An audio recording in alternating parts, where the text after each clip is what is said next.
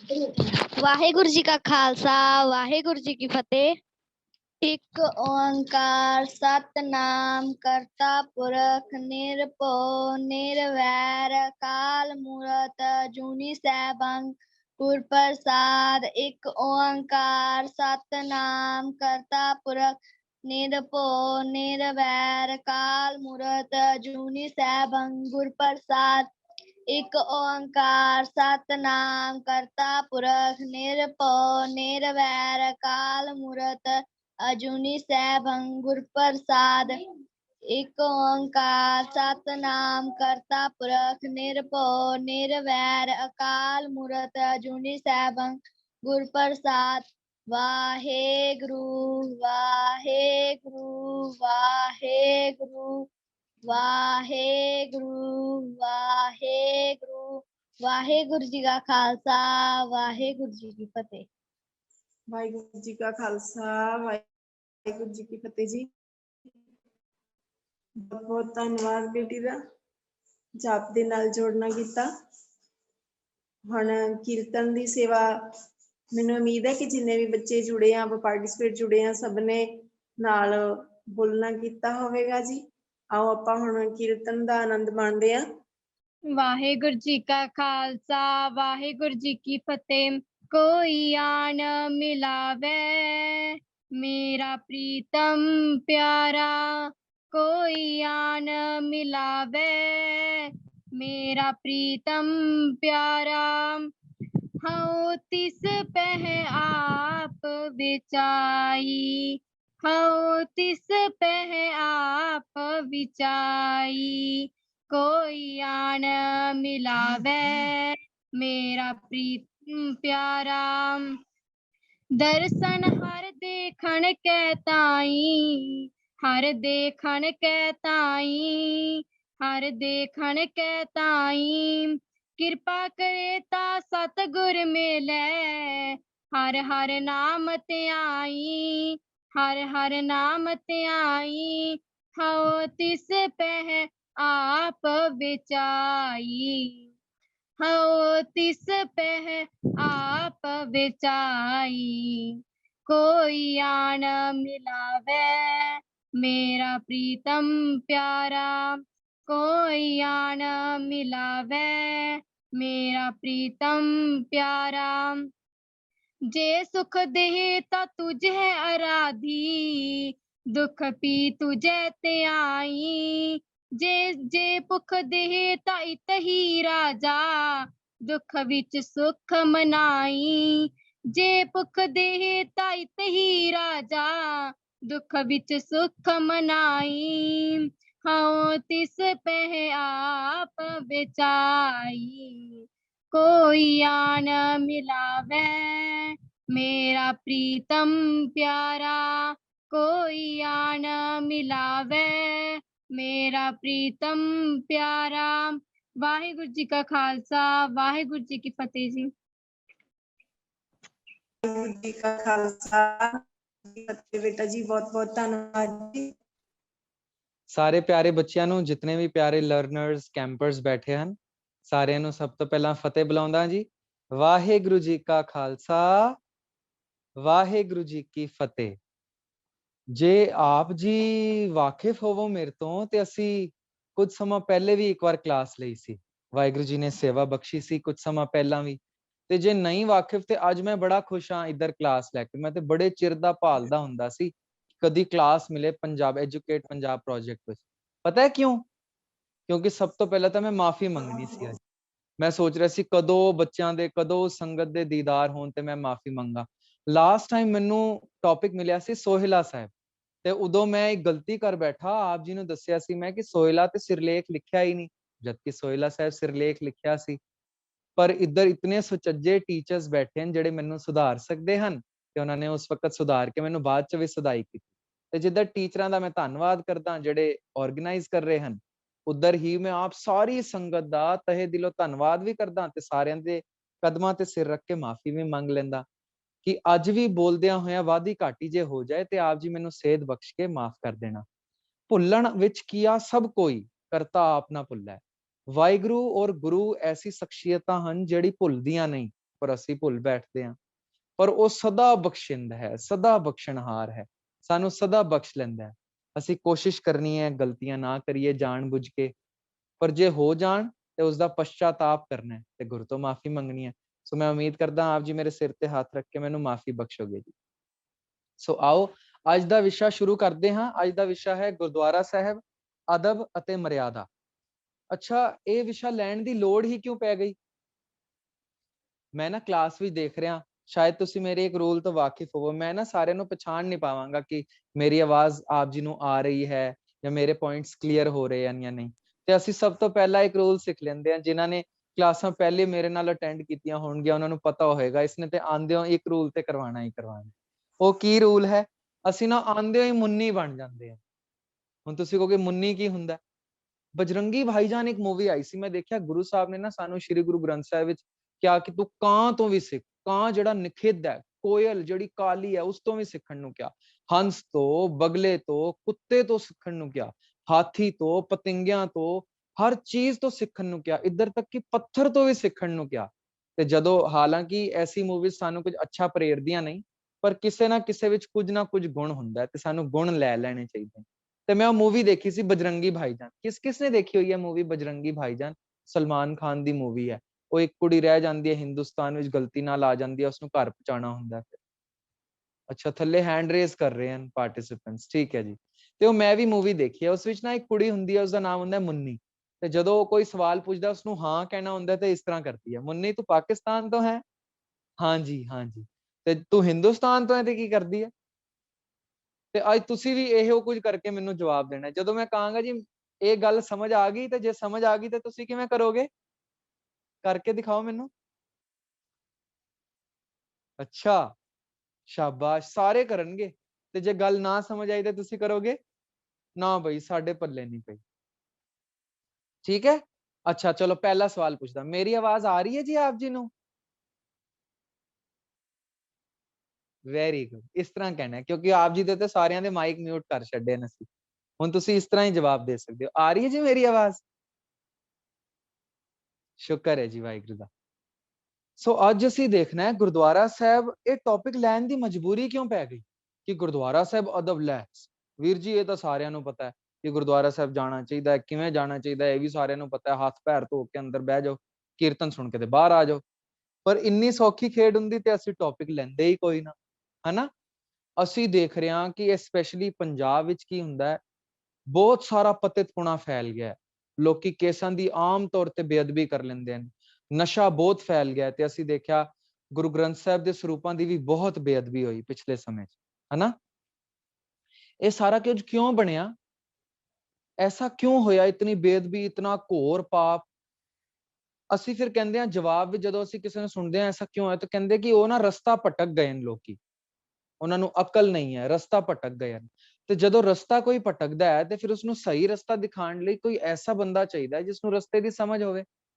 ਪਰ ਰਸਤੇ ਦੀ ਸਮਝ ਲਈ ਮੈਂ ਦੇਖਿਆ ਪੰਜਾਬ ਵਿੱਚ ਡੇਰੇ ਤੇ ਡੇਰੇ ਭਰੇ ਪਏ, ਤੇ ਲੋਕੀ ਜਾਂਦੇ ਨੇ ਰਸਤਿਆਂ ਦਾ ਪਤਾ ਕਰਨ ਡੇਰਿਆਂ 'ਚ, ਜਠੇਰਿਆਂ 'ਚ, ਮਣੀਆਂ 'ਚ, ਮਸਾਣਾਂ 'ਚ, ਧਾਗੇ ਤਵੀਜ਼ਾਂ ਵਾਲਿਆਂ ਕੋਲ, ਬਾਬਿਆਂ ਕੋਲ, ਨਕਲੀ ਗੁਰੂਆਂ ਕੋਲ ਚਲੇ ਜਾਂਦੇ ਨੇ। ਪਤਾ ਹੀ ਨਹੀਂ ਹੈ ਕਿ ਸਤਿਗੁਰ ਬਿਨਾਂ ਹੋਰ ਕੱਚੀ ਹੈ ਬਾਣੀ ਤੇ ਬਾਣੀ ਗੁਰੂ, ਗੁਰੂ ਹੈ ਬਾਣੀ। ਧੰਨ ਸਤਿਗੁਰੂ ਸ਼੍ਰੀ ਗੁਰੂ ਗ੍ਰੰਥ ਸਾਹਿਬ ਜੀ ਤੋਂ ਇਲਾਵਾ ਸਾਨੂੰ ਕੋਈ ਸਹੀ ਰਾਹ ਨਹੀਂ ਦੱਸ ਸਕਦਾ। ਪਰ ਅਸੀਂ ਜਾਵਾਂਗੇ ਬਾਬਿਆਂ ਕੋਲ, ਜੀ ਫਲਾਣਾ ਬਾਬਾ ਹੈ, ਉਹ ਤਵੀਜ਼ ਦੇਗਾ, ਧਾਗਾ ਦੇਗਾ। ਅੱਛਾ, ਜੇ ਇੱਧਰ ਵੀ ਗੱਲ ਨਹੀਂ ਮੁੱਕਦੀ ਨਾ, ਕਈ ਲੋਕੀ ਕਹਿਣਗੇ ਨਹੀਂ ਨਹੀਂ ਵੀਰ ਜੀ ਅਸੀਂ ਨਹੀਂ ਜਾਂਦੇ ਕਿਸੇ ਬਾਬਿਆਂ ਕੋਲ, ਅਸੀਂ ਨਹੀਂ ਮੰਨਦੇ ਕਿਸੇ ਡੇਰਿਆਂ ਸ਼ੇਰਿਆਂ ਨੂੰ। ਤੇ ਤਾਂ ਵੀ ਸਾਰਿਆਂ ਦੇ ਘਰ ਤਸਵੀਰਾਂ ਜ਼ਰੂਰ ਹੋਣਗੀਆਂ ਜਿਸ ਨੂੰ ਜਾ ਜਾ ਕੇ ਅਸੀਂ ਮੱਥੇ ਟੇਕਦੇ ਹੁੰਦੇ ਹਾਂ। ਕਿਸੇ ਕੋਲ ਗੁਰੂ ਨਾਨਕ ਸਾਹਿਬ ਦੀ ਤਸਵੀਰ ਹੋਏਗੀ, ਕਿਸੇ ਕੋਲ ਗੁਰੂ ਤੇਗ ਬਹਾਦਰ ਸਾਹਿਬ, ਕਲਗੀਧਰ ਪਾਤਸ਼ਾਹ ਦੀ, ਕੁਝ ਨਾ ਕੁਝ ਤਸਵੀਰਾਂ ਜ਼ਰੂਰ ਹੋਣਗੀਆਂ ਤੇ ਅਸੀਂ ਤਸਵੀਰਾਂ ਦੇ ਉੱਪਰ ਹੀ ਮੱਥੇ ਟੇਕਦੇ ਰਹਿੰਦੇ। ਹੁਣ ਤੁਸੀਂ ਕਹੋਗੇ ਲੈ ਇਹ ਕਿਹੜੀ ਗੱਲ ਕਰਤੀ, ਤਸਵੀਰ ਤੇ ਗੁਰੂ ਸਾਹਿਬ ਦੀ ਹੈ ਨਾ। ਪਹਿਲੀ ਗੱਲ ਕਿ ਤਸਵੀਰ ਗੁਰੂ ਸਾਹਿਬ ਦੀ ਨਹੀਂ ਹੈ, ਕਾਲਪਨਿਕ ਤਸਵੀਰ ਹੈ, ਯਾਨੀ ਕਿਸੇ ਦੇ ਦਿਮਾਗ ਚੋਂ ਨਿਕਲੀ ਹੈ। ਇੱਕ ਐਗਜ਼ਾਮਪਲ ਇੱਥੇ ਦੇਵਾਂ, ਭਾਈ ਸਾਹਿਬ ਭਾਈ ਵੀਰ ਸਿੰਘ ਹੋਏ ਨੇ, ਪੰਜਾਬ ਦੇ ਹੀ ਸਾਨੂੰ, ਅੰਮ੍ਰਿਤਸਰ ਦੇ। ਸੁਣਿਆ ਆਪ ਜੀ ਨੇ ਨਾਮ ਭਾਈ ਵੀਰ ਸਿੰਘ ਹੋਰਾਂ ਦਾ? ਕਿਸ ਨੇ ਨਾਮ ਸੁਣਿਆ? ਅੱਛਾ, ਸੁਣਿਆ ਹੋਇਆ, ਅੱਧਿਆਂ ਨੇ ਨਹੀਂ ਸੁਣਿਆ, ਯਾਨੀ ਅਸੀਂ ਲਿਟਰੇਚਰ ਨਹੀਂ ਪੜ੍ਹ ਰਹੇ। ਭਾਈ ਸਾਹਿਬ ਭਾਈ ਵੀਰ ਸਿੰਘ ਪੰਜਾਬੀ ਸਾਹਿਤ ਦੇ ਮਹਾਨ ਸੰਤ ਕਵੀ ਹੋਏ ਨੇ। ਉਹਨਾਂ ਨੂੰ ਇੱਕ ਵਾਰ ਤਸਵੀਰ ਜਿਸਨੇ ਬਣਾਈ, ਸ਼ੋਭਾ ਸਿੰਘ ਨੇ, ਜਿਸ ਦੀ ਅਸੀਂ ਆਮ ਤਸਵੀਰਾਂ ਦੇਖਦੇ ਹਾਂ, ਗੁਰੂ ਨਾਨਕ ਸਾਹਿਬ ਦੀ ਤਸਵੀਰ ਬਣਾਈ ਹੈ। ਉਸਨੇ ਇਨੋਗ੍ਰੇਸ਼ਨ ਤੇ ਭਾਈ ਸਾਹਿਬ ਨੂੰ ਬੁਲਾਇਆ ਕਿ ਮੈਂ ਗੁਰੂ ਨਾਨਕ ਸਾਹਿਬ ਦੀ ਤਸਵੀਰ ਬਣਾਈ ਹੈ, ਤੁਸੀਂ ਆਓ। ਤੇ ਭਾਈ ਸਾਹਿਬ ਜਾਂਦੇ ਹਨ ਔਰ ਜਿਵੇਂ ਹੀ ਪਰਦਾ ਚੁੱਕਦੇ ਹਨ ਨਾ ਤਸਵੀਰ ਤੋਂ, ਤੇ ਭਾਈ ਸਾਹਿਬ ਦੀਆਂ ਅੱਖਾਂ ਪਾਰ ਆਉਂਦੀਆਂ ਤੇ ਭਾਈ ਸਾਹਿਬ ਕਹਿੰਦੇ ਸ਼ੋਭਾ ਸਿੰਘ, ਮੇਰਾ ਗੁਰੂ ਨਾਨਕ ਇਸ ਤਰ੍ਹਾਂ ਦਾ ਨਹੀਂ ਸੀ ਦਿਖਦਾ। ਤੇ ਭਾਵ ਤਸਵੀਰਾਂ ਗੁਰੂਆਂ ਦੀ ਨਹੀਂ ਹਨ, ਉਹ ਸੱਚੀ ਤਸਵੀਰਾਂ ਨਹੀਂ ਹਨ, ਉਹ ਕਾਲਪਨਿਕ ਕਿਸੇ ਦੇ ਮਨੋਂ ਨਿਕਲੀਆਂ ਹੋਈਆਂ ਤਸਵੀਰਾਂ ਹੈ। ਤੇ ਮਨੋਂ ਨਿਕਲੀ ਤਸਵੀਰ ਨੂੰ ਮੱਥਾ ਟੇਕਣ ਦਾ ਤੇ ਕੋਈ ਲਾਭ ਨਹੀਂ। ਦੂਸਰਾ, ਜੇ ਉਹ ਸੱਚੀ ਤਸਵੀਰ ਵੀ ਹੋਵੇ, ਜੇ ਅਸਲੀ ਤਸਵੀਰ ਵੀ ਹੋਵੇ ਗੁਰੂ ਨਾਨਕ ਸਾਹਿਬ ਦੀ, ਤੇ ਕੀ ਅਸੀਂ ਮੱਥਾ ਟੇਕ ਸਕਦੇ ਹਾਂ ਅਸਲੀ ਤਸਵੀਰ ਨੂੰ? ਅਸਲੀ ਤਸਵੀਰ ਨੂੰ ਵੀ ਮੱਥਾ ਨਹੀਂ ਟੇਕਿਆ ਜਾ ਸਕਦਾ। ਕਿਉਂ? ਕਿਉਂਕਿ ਤਸਵੀਰ ਜਿਹੜੀ ਫੋਟੋ ਹੈ ਜਾਂ ਮੂਰਤੀ ਹੈ, ਉਹ ਸਾਨੂੰ ਕੁਝ ਉਪਦੇਸ਼ ਨਹੀਂ ਕਰ ਰਹੀ, ਤੇ ਇਸ ਕਰਕੇ ਉਸ ਨੂੰ ਮੱਥਾ ਨਹੀਂ ਟੇਕਿਆ ਜਾ ਸਕਦਾ। ਤੇ ਤੁਸੀਂ ਕਹੋਗੇ ਸਰ ਇਹ ਕਿਹੜੀ ਗੱਲ ਹੈ, ਉਹ ਤੇ ਗੁਰੂਆਂ ਦੀ ਤਸਵੀਰ ਹੈ। ਤੇ ਗੁਰੂ ਗ੍ਰੰਥ ਸਾਹਿਬ ਜੀ ਤੋਂ ਅਸੀਂ ਪੁੱਛ ਲੈਂਦੇ ਹਾਂ, ਗੁਰੂ ਸਾਹਿਬ ਤੁਸੀਂ ਦੱਸ ਦਿਓ ਫਿਰ ਕੋਈ ਤਸਵੀਰ ਤੇ ਹੋਏਗੀ ਜਿਸ ਨੂੰ ਅਸੀਂ ਜਾ ਕੇ ਦੇਖੀਏ। ਤੇ ਗੁਰੂ ਸਾਹਿਬ ਕਹਿੰਦੇ ਨੇ, ਗੁਰ ਕੀ ਮੂਰਤ ਮਨ ਮੈਂ ਧਿਆਨ। ਗੁਰੂ ਦੀ ਜਿਹੜੀ ਮੂਰਤ ਹੈ, ਯਾਨੀ ਗੁਰੂ ਦੀ ਜਿਹੜੀ ਫੋਟੋ ਹੈ, ਕੀ ਹੈ? ਗੁਰੂ ਦੀ ਮੂਰਤ ਕੀ ਹੈ? ਸਾਰੇ ਬੋਲਣਗੇ, ਗੁਰ ਕੀ ਮੂਰਤ ਮਨ ਮੈਂ ਧਿਆਨ। ਬੋਲੋ ਜੀ ਸਾਰੇ, ਸਾਰੇ ਬੋਲਣਗੇ, ਗੁਰ ਕੀ ਮੂਰਤ ਮਨ ਮੈਂ ਧਿਆਨ, ਗੁਰ ਕੈ ਸ਼ਬਦ ਮੰਤਰ ਮਨ ਮਾਨ। ਤੇ ਗੁਰੂ ਸਾਹਿਬ ਦੱਸ ਰਹੇ ਨੇ ਕਿ ਗੁਰੂ ਦੀ ਮੂਰਤ ਹੈ ਕਿ ਗੁਰੂ ਦੇ ਸ਼ਬਦ ਨੂੰ ਅੰਦਰ ਧਿਆਨ ਹੋਣਾ, ਵਾਹਿਗੁਰੂ ਬੋਲਣਾ ਤੇ ਵਾਹਿਗੁਰੂ ਨੂੰ ਸੁਣਨਾ, ਵਾਹਿਗੁਰੂ ਵਿੱਚ ਧਿਆਨ ਜੋੜਨਾ। ਜਾਂ ਫਿਰ ਅਸੀਂ ਭਾਈ ਗੁਰਦਾਸ ਸਾਹਿਬ ਤੋਂ ਲੈ ਲਈਏ ਜਵਾਬ, ਉਹ ਕਹਿੰਦੇ ਨੇ ਗੁਰ ਮੂਰਤ ਗੁਰ ਸ਼ਬਦ ਹੈ, ਸਾਧ ਸੰਗਤ ਵਿੱਚ ਪ੍ਰਗਟੀ ਆਏ। ਉਹ ਕਹਿੰਦੇ ਨੇ ਗੁਰੂ ਦੀ ਫੋਟੋ ਦੇਖਣੀ ਹੈ ਤੇ ਗੁਰੂ ਸ਼ਬਦ ਦੇ ਦਰਸ਼ਨ ਕਰ ਲੈਣਾ। ਹੁਣ ਗੁਰ ਸ਼ਬਦ ਕੀ ਹੈ? ਸ਼੍ਰੀ ਗੁਰੂ ਗ੍ਰੰਥ ਸਾਹਿਬ। ਤੇ ਸ਼੍ਰੀ ਗੁਰੂ ਗ੍ਰੰਥ ਸਾਹਿਬ ਕਿਧਰੋਂ ਮਿਲਣਗੇ? ਸਾਧ ਸੰਗਤ ਵਿੱਚ। ਗੁਰਮੂਰਤ ਗੁਰ ਸ਼ਬਦ ਹੈ, ਇਹ ਦੇਖੋ ਇਹ ਉਹਨਾਂ ਨੇ ਸ਼ਬਦ ਦਿਖਾ ਵੀ ਦਿੱਤਾ, ਸਾਧ ਸੰਗਤ ਮਿਲ ਅੰਮ੍ਰਿਤ ਵੇਲਾ। ਇਸੇ ਸ਼ਬਦ ਵਿੱਚ ਆਏਗਾ ਗੁਰਮੂਰਤ ਗੁਰ ਸ਼ਬਦ ਹੈ, ਸਾਧ ਸੰਗਤ ਵਿੱਚ ਪ੍ਰਗਟੀ ਆਇਆ। ਦੇਖੋ ਪੂਰੇ ਸ਼ਬਦ ਵਿੱਚ ਉਹਨਾਂ ਨੇ ਕਿਤਨੀ ਵਾਰ ਸਾਨੂੰ ਦੱਸਿਆ ਕਿ ਗੁਰੂ ਦੀ ਮੂਰਤ ਹੈ ਕੀ ਹੈ? ਸਾਧ ਸੰਗਤ ਵਿੱਚ ਗੁਰੂ ਦੀ ਸਾਨੂੰ ਮੂਰਤ ਮਿਲੇਗੀ, ਸਤ ਸੰਗਤ ਵਿੱਚ ਜਾਵਾਂਗੇ। ਤੇ ਮੈਂ ਬੇਨਤੀ ਕਰਾਂਗਾ ਇੱਕ ਹੋਰ ਸ਼ਬਦ ਦੇ ਵੀ ਦੀਦਾਰ ਕਰਾ ਦੇਣੋ, ਗੁਰ ਕੀ ਮੂਰਤ ਮਨ ਮੈਂ ਧਿਆਨ, ਗੁਰ ਕੈ ਸ਼ਬਦ ਮੰਤਰ ਮਨ ਮਾਨ, ਤਾਂ ਕਿ ਸਾਨੂੰ ਗੁਰੂ ਗ੍ਰੰਥ ਸਾਹਿਬ ਤੋਂ ਵੀ ਪੁਸ਼ਟੀ ਮਿਲ ਜਾਏਗੀ ਗੁਰੂ ਦੀ ਮੂਰਤ ਹੈ ਕੀ। ਗੁਰੂ ਦੀ ਮੂਰਤ ਕੀ ਹੈ? ਇਹ ਦੇਖੋ, ਗੋਂਡ ਮਹਿਲਾ ਪੰਜਵਾਂ, ਗੁਰ ਕੀ ਮੂਰਤ ਮਨ ਮੈਂ ਧਿਆਨ, ਗੁਰ ਕੈ ਸ਼ਬਦ ਮੰਤਰ ਮਨ ਮਾਨ। ਇਹ ਹੈ ਗੁਰੂ ਦੀ ਸੱਚੀ ਮੂਰਤ। ਤੇ ਅਸੀਂ ਗੁਰਦੁਆਰੇ ਸਾਹਿਬ ਦਾ ਅਦਬ ਇਸ ਕਰਕੇ ਭੁੱਲ ਗਏ ਹਾਂ, ਜਾਂ ਫਿਰ ਇਸ ਕਦਰ ਭੁੱਲ ਗਏ ਹਾਂ ਕਿ ਘਰ ਵਿੱਚ ਤੇ ਅਸੀਂ ਫੋਟੋਆਂ ਲਗਾਈਆਂ ਹੀ ਲਗਾਈਆਂ, ਪਰ ਅਸੀਂ ਗੁਰਦੁਆਰੇ ਵਿੱਚ ਵੀ ਫੋਟੋਆਂ ਲਗਾਉਣ ਤੋਂ ਪਿੱਛੇ ਨਾ ਹਟੇ। ਚਲੋ ਮੈਂ ਇੱਕ ਐਗਜ਼ਾਮਪਲ ਦਿੰਦਾ। ਮੈਂ ਨਾ ਇੱਧਰ ਦਿੱਲੀ ਇੱਕ ਸਕੂਲ ਵਿੱਚ ਟੀਚਰ ਹਾਂ, ਤੇ ਅਸੀਂ ਇੱਕ ਪ੍ਰੋਜੈਕਟ ਬਣਾ ਰਹੇ ਸੀ। ਉਸ ਵਿੱਚ ਅਸੀਂ ਗੁਰੂ ਤੇਗ ਬਹਾਦਰ ਸਾਹਿਬ ਦਾ 400 ਸਾਲਾ ਪ੍ਰਕਾਸ਼ ਪੁਰਬ ਤੇ ਬੱਚਿਆਂ ਨੂੰ ਕਿਹਾ ਸੀ ਤੁਸੀਂ ਛੋਟਾ ਜਿਹਾ ਟਾਕ ਰੈਡੀ ਕਰਕੇ ਵੀਡੀਓ ਬਣਾਣੀ ਹੈ। ਤੇ ਕਾਫੀ ਸਾਰੇ ਬੱਚਿਆਂ ਦੀ ਵੀਡੀਓਜ਼ ਆਈ। ਇੱਕ ਬੱਚੀ ਦੀ ਮੇਰੇ ਕੋਲ ਵੀਡੀਓ ਆਈ, ਉਹ ਵੀਡੀਓ ਬਣਾ ਰਹੀ ਹੈ ਤੇ ਉਸਦੇ ਪਿੱਛੇ ਗੁਰੂ ਤੇਗ ਬਹਾਦਰ ਸਾਹਿਬ ਦੀ ਫੋਟੋ ਹੈ। ਤੇ ਮੈਨੂੰ ਇਸ ਤਰ੍ਹਾਂ ਲੱਗਿਆ ਕਿ ਫੋਟੋਆਂ ਦੇ ਪਿੱਛੇ ਕੋਈ ਰੁਮਾਲਾ ਵਗੈਰਾ ਹੈ, ਪਾਲਕੀ ਹੈ। ਤੇ ਮੈਂ ਉਸਨੂੰ ਮੈਸੇਜ ਪਾ ਦਿੱਤਾ, ਮੈਂ ਕਿਹਾ ਬੇਟਾ ਆਪਣੀ ਮੰਮਾ ਨੂੰ ਪੁੱਛ ਕੇ ਦੱਸ ਕਿ ਜਿੱਧਰ ਫੋਟੋ ਪਈ ਹੈ ਉਸਦੇ ਪਿੱਛੇ ਗੁਰੂ ਗ੍ਰੰਥ ਸਾਹਿਬ ਦਾ ਪ੍ਰਕਾਸ਼ ਹੈ। ਤੇ ਉਸਨੇ ਜਵਾਬ ਵੀ ਦਿੱਤਾ, ਹਾਂ ਜੀ ਗੁਰੂ ਗ੍ਰੰਥ ਸਾਹਿਬ ਦਾ ਪ੍ਰਕਾਸ਼ ਹੈ। ਮੈਨੂੰ ਕਾਂਬਾ ਛਿੜ ਗਿਆ। ਮੈਂ ਕਿਹਾ ਵਾਹਿਗੁਰੂ, ਸਤਿਗੁਰੂ ਜਾਗਦੇ ਬੈਠੇ ਹੋਣ ਤੇ ਅਸੀਂ ਫੋਟੋਆਂ ਪ੍ਰਤੀ ਵੀਡੀਓਜ਼ ਬਣਾ ਰਹੇ ਹੋਈਏ, ਫੋਟੋਆਂ ਨੂੰ ਮੰਨ ਰਹੇ ਹੋਈਏ। ਫਿਰ ਮੈਂ ਐਗਜ਼ਾਮਪਲ ਦਿੰਦਾ ਹੁੰਦਾ, ਮੈਂ ਕਿਹਾ ਬੇਟਾ ਜਦੋਂ ਅਸੀਂ ਕੋਈ ਗੱਲ ਕਰਨੀ ਹੁੰਦੀ ਹੈ ਆਪਣੀ ਮਾਤਾ ਨਾਲ ਜਾਂ ਆਪਣੇ ਪਿਤਾ ਨਾਲ, ਚਲੋ ਅਸੀਂ ਮੰਨ ਲੈਂਦੇ ਹਾਂ ਫੋਟੋ ਸੱਚੀ ਹੈ, ਇੱਕ ਪਲ ਨੂੰ ਅਸੀਂ ਇਹ ਮੰਨ ਲੈਂਦੇ ਕਿ ਫੋਟੋ ਸਹੀ ਹੈ ਗੁਰੂ ਸਾਹਿਬ ਦੀ, ਹਾਲਾਂਕਿ ਹੈ ਨਹੀਂ, ਪਰ ਫਿਰ ਵੀ ਅਸੀਂ ਮੰਨ ਲਈਏ ਕਿ ਗੁਰੂ ਸਾਹਿਬ ਦੀ ਸੱਚੀ ਫੋਟੋ ਹੈ। ਤੇ ਤੁਸੀਂ ਮੈਨੂੰ ਦੱਸੋ, ਆਪਣੀ ਮੰਮਾ ਦੀ ਨਾ ਇੱਕ ਫੋਟੋ ਤੁਸੀਂ ਬਣਵਾ ਲਓ, ਜਿਸ ਕਮਰੇ 'ਚ ਮੰਮਾ ਬੈਠੀ ਹੈ ਉਸ ਕਮਰੇ ਨਾਲ ਦੀਵਾਰ ਤੇ ਲਗਾ ਦਿਓ, ਠੀਕ ਹੈ। ਤੇ ਹੁਣ ਤੁਸੀਂ ਕਹਿਣਾ ਨਾ ਮੰਮਾ ਰੋਟੀ ਚਾਹੀਦੀ ਹੈ, ਤੇ ਮੰਮਾ ਨੂੰ ਨਹੀਂ ਕਹਿਣਾ, ਤੇ ਤੁਸੀਂ ਫੋਟੋ ਨੂੰ ਕਹਿਣਾ ਮੰਮਾ ਰੋਟੀ ਚਾਹੀਦੀ ਹੈ। ਫੋਟੋ ਦੇਗੀ ਲਿਆ ਕੇ ਰੋਟੀ? ਦੇਗੀ? ਰੋਟੀ ਦੇਗੀ? ਮੈਨੂੰ ਲੱਗ ਰਿਹਾ ਦੇ ਦੇਗੀ। ਕੀ ਪਤਾ ਫੋਟੋ 'ਚੋਂ ਹੱਥ ਨਿਕਲਣ, ਇਸ ਤਰ੍ਹਾਂ ਰੋਟੀ ਪਕਾ ਕੇ ਦੇ ਦੇ ਤੁਹਾਨੂੰ, ਨਿਕਲਣਗੇ ਜੀ? ਨਹੀਂ। ਤੁਸੀਂ ਮੰਮਾ ਨੂੰ ਕਹੋਗੇ ਜਾਂ ਫਿਰ ਮੰਮਾ ਕਹੇਗੀ ਤੁਹਾਨੂੰ, ਉਹ ਬੇਵਕੂਫ ਹੈ, ਤੈਨੂੰ ਹੋ ਕੀ ਗਿਆ, ਮੈਂ ਇੱਧਰ ਬੈਠੀ ਹਾਂ ਤੂੰ ਉਸ ਨਾਲ ਫੋਟੋਆਂ ਨਾਲ ਗੱਲ ਕਰੀ ਜਾ ਰਿਹਾ। ਤੇ ਮੈਂ ਕਹਾਂਗਾ ਲੈ ਉਹ ਵੀ ਤਾਂ ਤੁਹਾਡੀ ਫੋਟੋ ਹੀ ਆ, ਉਹ ਵੀ ਤਾਂ ਤੁਸੀਂ ਹੋ। ਤੇ ਫਿਰ ਮੰਮਾ ਸਾਨੂੰ ਸਿਆਣਾ ਕਹੇਗੀ, ਮਾਤਾ ਸਾਨੂੰ ਕੀ ਕਹੇਗੀ, ਬਹੁਤ ਸਿਆਣਾ ਹੈ ਪੁੱਤਰ ਤੂੰ, ਮਹਾਮੂਰਖ। ਤੇ ਗੁਰੂ ਗ੍ਰੰਥ ਸਾਹਿਬ ਹੱਸਦੇ ਹੋਣਗੇ ਉਧਰ, ਦੱਸੋ ਇੱਧਰ ਸੱਚਾ ਗੁਰੂ ਇੱਥੇ ਬੈਠਿਆ ਤਖਤ ਤੇ ਫੋਟੋਆਂ ਨੂੰ ਹੀ ਮੰਗੀ ਜਾ ਰਹੇ। ਮੈਂ ਦੇਖਿਆ ਦੁਕਾਨਾਂ ਵਿੱਚ ਲੋਕਾਂ ਨੇ ਗੁਰੂ ਨਾਨਕ ਸਾਹਿਬ ਦੇ ਵੱਡੇ ਵੱਡੇ ਫੋਟੋ ਲਗਾਏ ਹਨ, ਤੇ ਲੋਕੀ ਸੋਚ ਰਹੇ ਨੇ ਕਿ ਉਹ ਫੋਟੋ ਕੁਝ ਦੇ ਦੇਗੀ ਕੁਝ ਫੋਟੋ। ਇਹ ਉਹੀ ਹਿਸਾਬ ਹੈ, ਖਰਚੀ ਮੰਗਣ ਜਾਵਾਂ ਆਪਣੇ ਪਿਓ ਤੋਂ ਕਿ ਪਿਤਾ ਜੀ ਮੈਂ ਬਾਹਰ ਜਾਣੇ, ਥੋੜੇ ਪੈਸੇ ਦੇਣਾ, ਤੇ ਪਿਓ ਬੈਠਿਆ ਤੇ ਮੈਂ ਫੋਟੋ ਲਗਾ ਕੇ ਪਿਓ ਦੀ ਤੇ ਉਸਨੂੰ ਆਰਤੀ ਕਰੀ ਜਾਵਾਂ ਤੇ ਪੂਜੀ ਜਾਵਾਂ, ਹੇ ਮੇਰੀ ਪਿਤਾ ਦੀ ਫੋਟੋ, ਮੈਨੂੰ ਪੈਸੇ ਦੇਈ, ਉਹ ਦੇ ਦੇਗੀ ਫੋਟੋ? ਯਾਨੀ ਫੋਟੋ ਨੇ ਕੋਈ ਬੈਂਕ ਸ਼ੈਂਕ ਰੱਖਿਆ ਪਿੱਛੇ ਪੈਸੇ ਕੱਢ ਕੇ ਦੇਣ ਲਈ?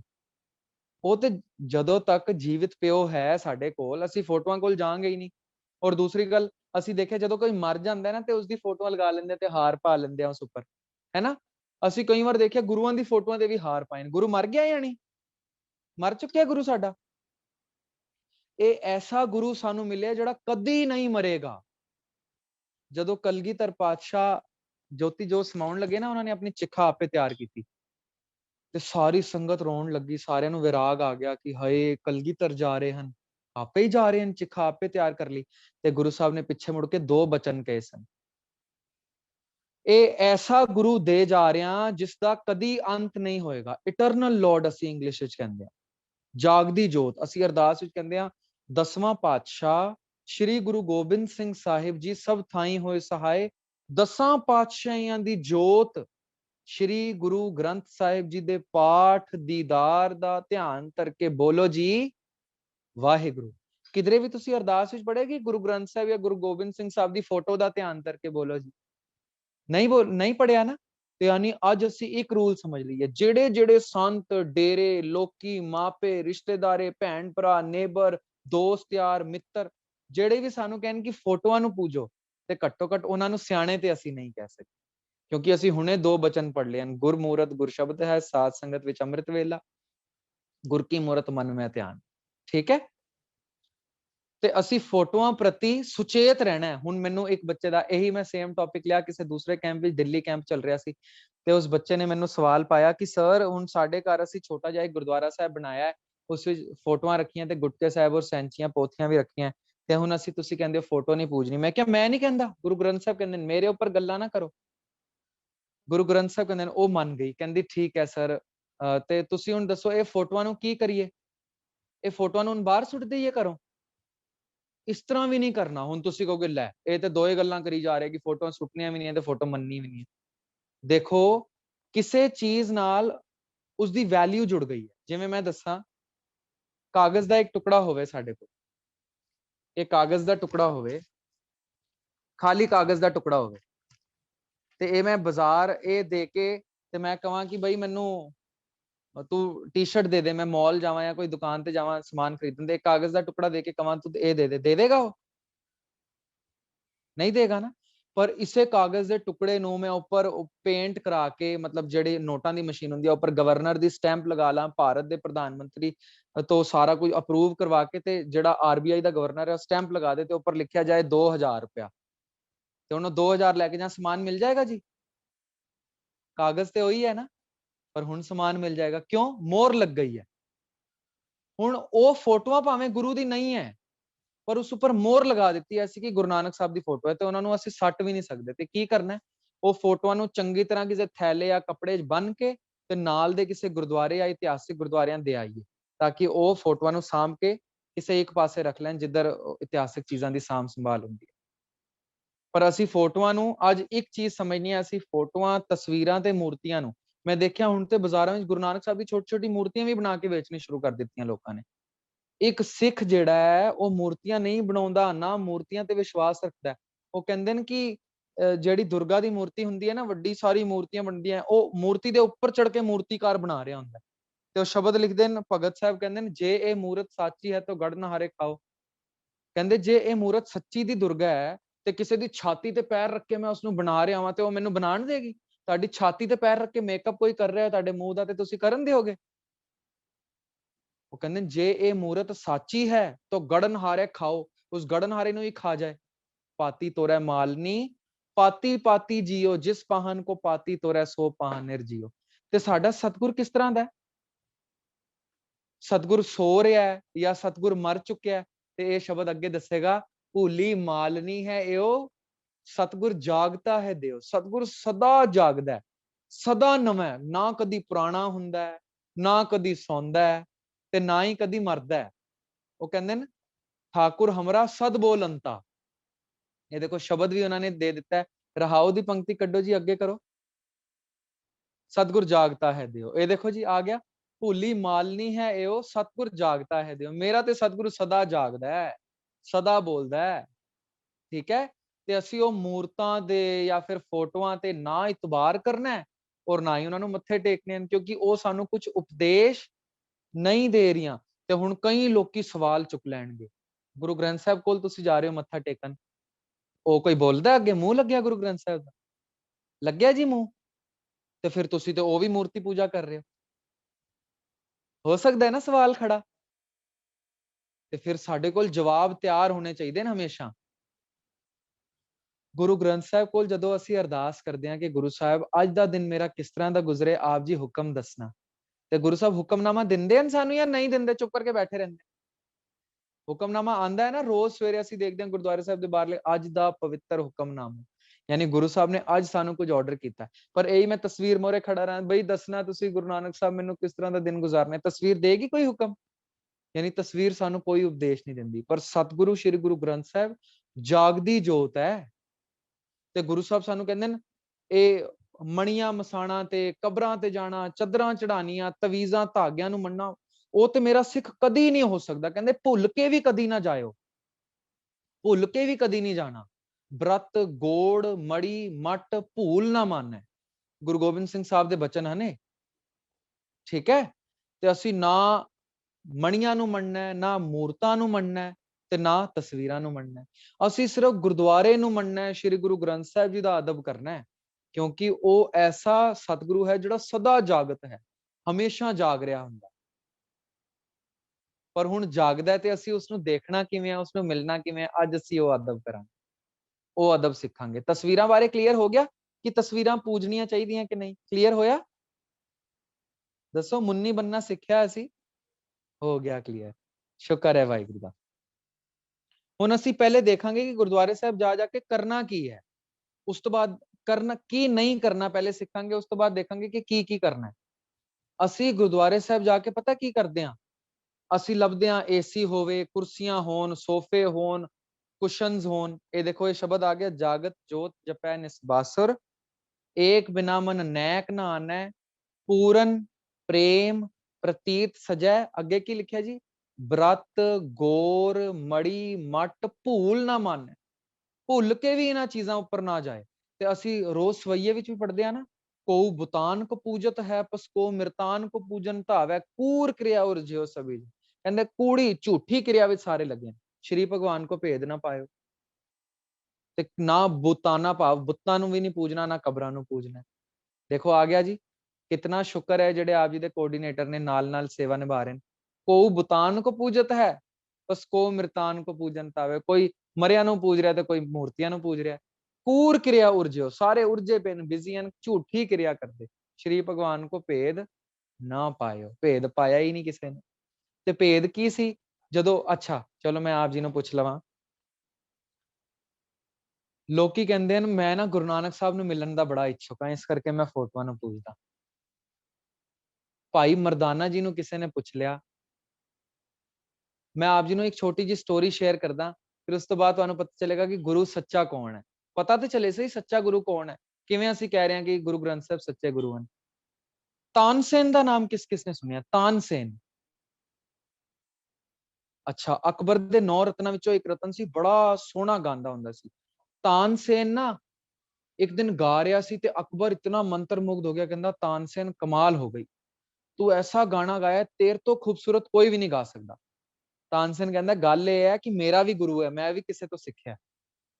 ਉਹ ਹੈਰਾਨ ਰਹਿ ਜਾਂਦਾ। ਅਕਬਰ ਕਹਿੰਦਾ ਫਿਰ ਮੈਨੂੰ ਉਸ ਤੋਂ ਸੁਣਾ, ਉਹ ਤੇਰਾ ਗੁਰੂ ਕਿਵੇਂ ਗਾਉਂਦਾ ਹੈ? ਤੇ ਤਾਨਸੇਨ ਕਹਿੰਦਾ ਉਹ ਨਾ ਵਰਿੰਦਾਵਨ ਵਿੱਚ ਰਹਿੰਦਾ ਹੈ, ਉਸਦਾ ਨਾਮ ਹੈ ਪੰਡਿਤ ਹਰੀਦਾਸ।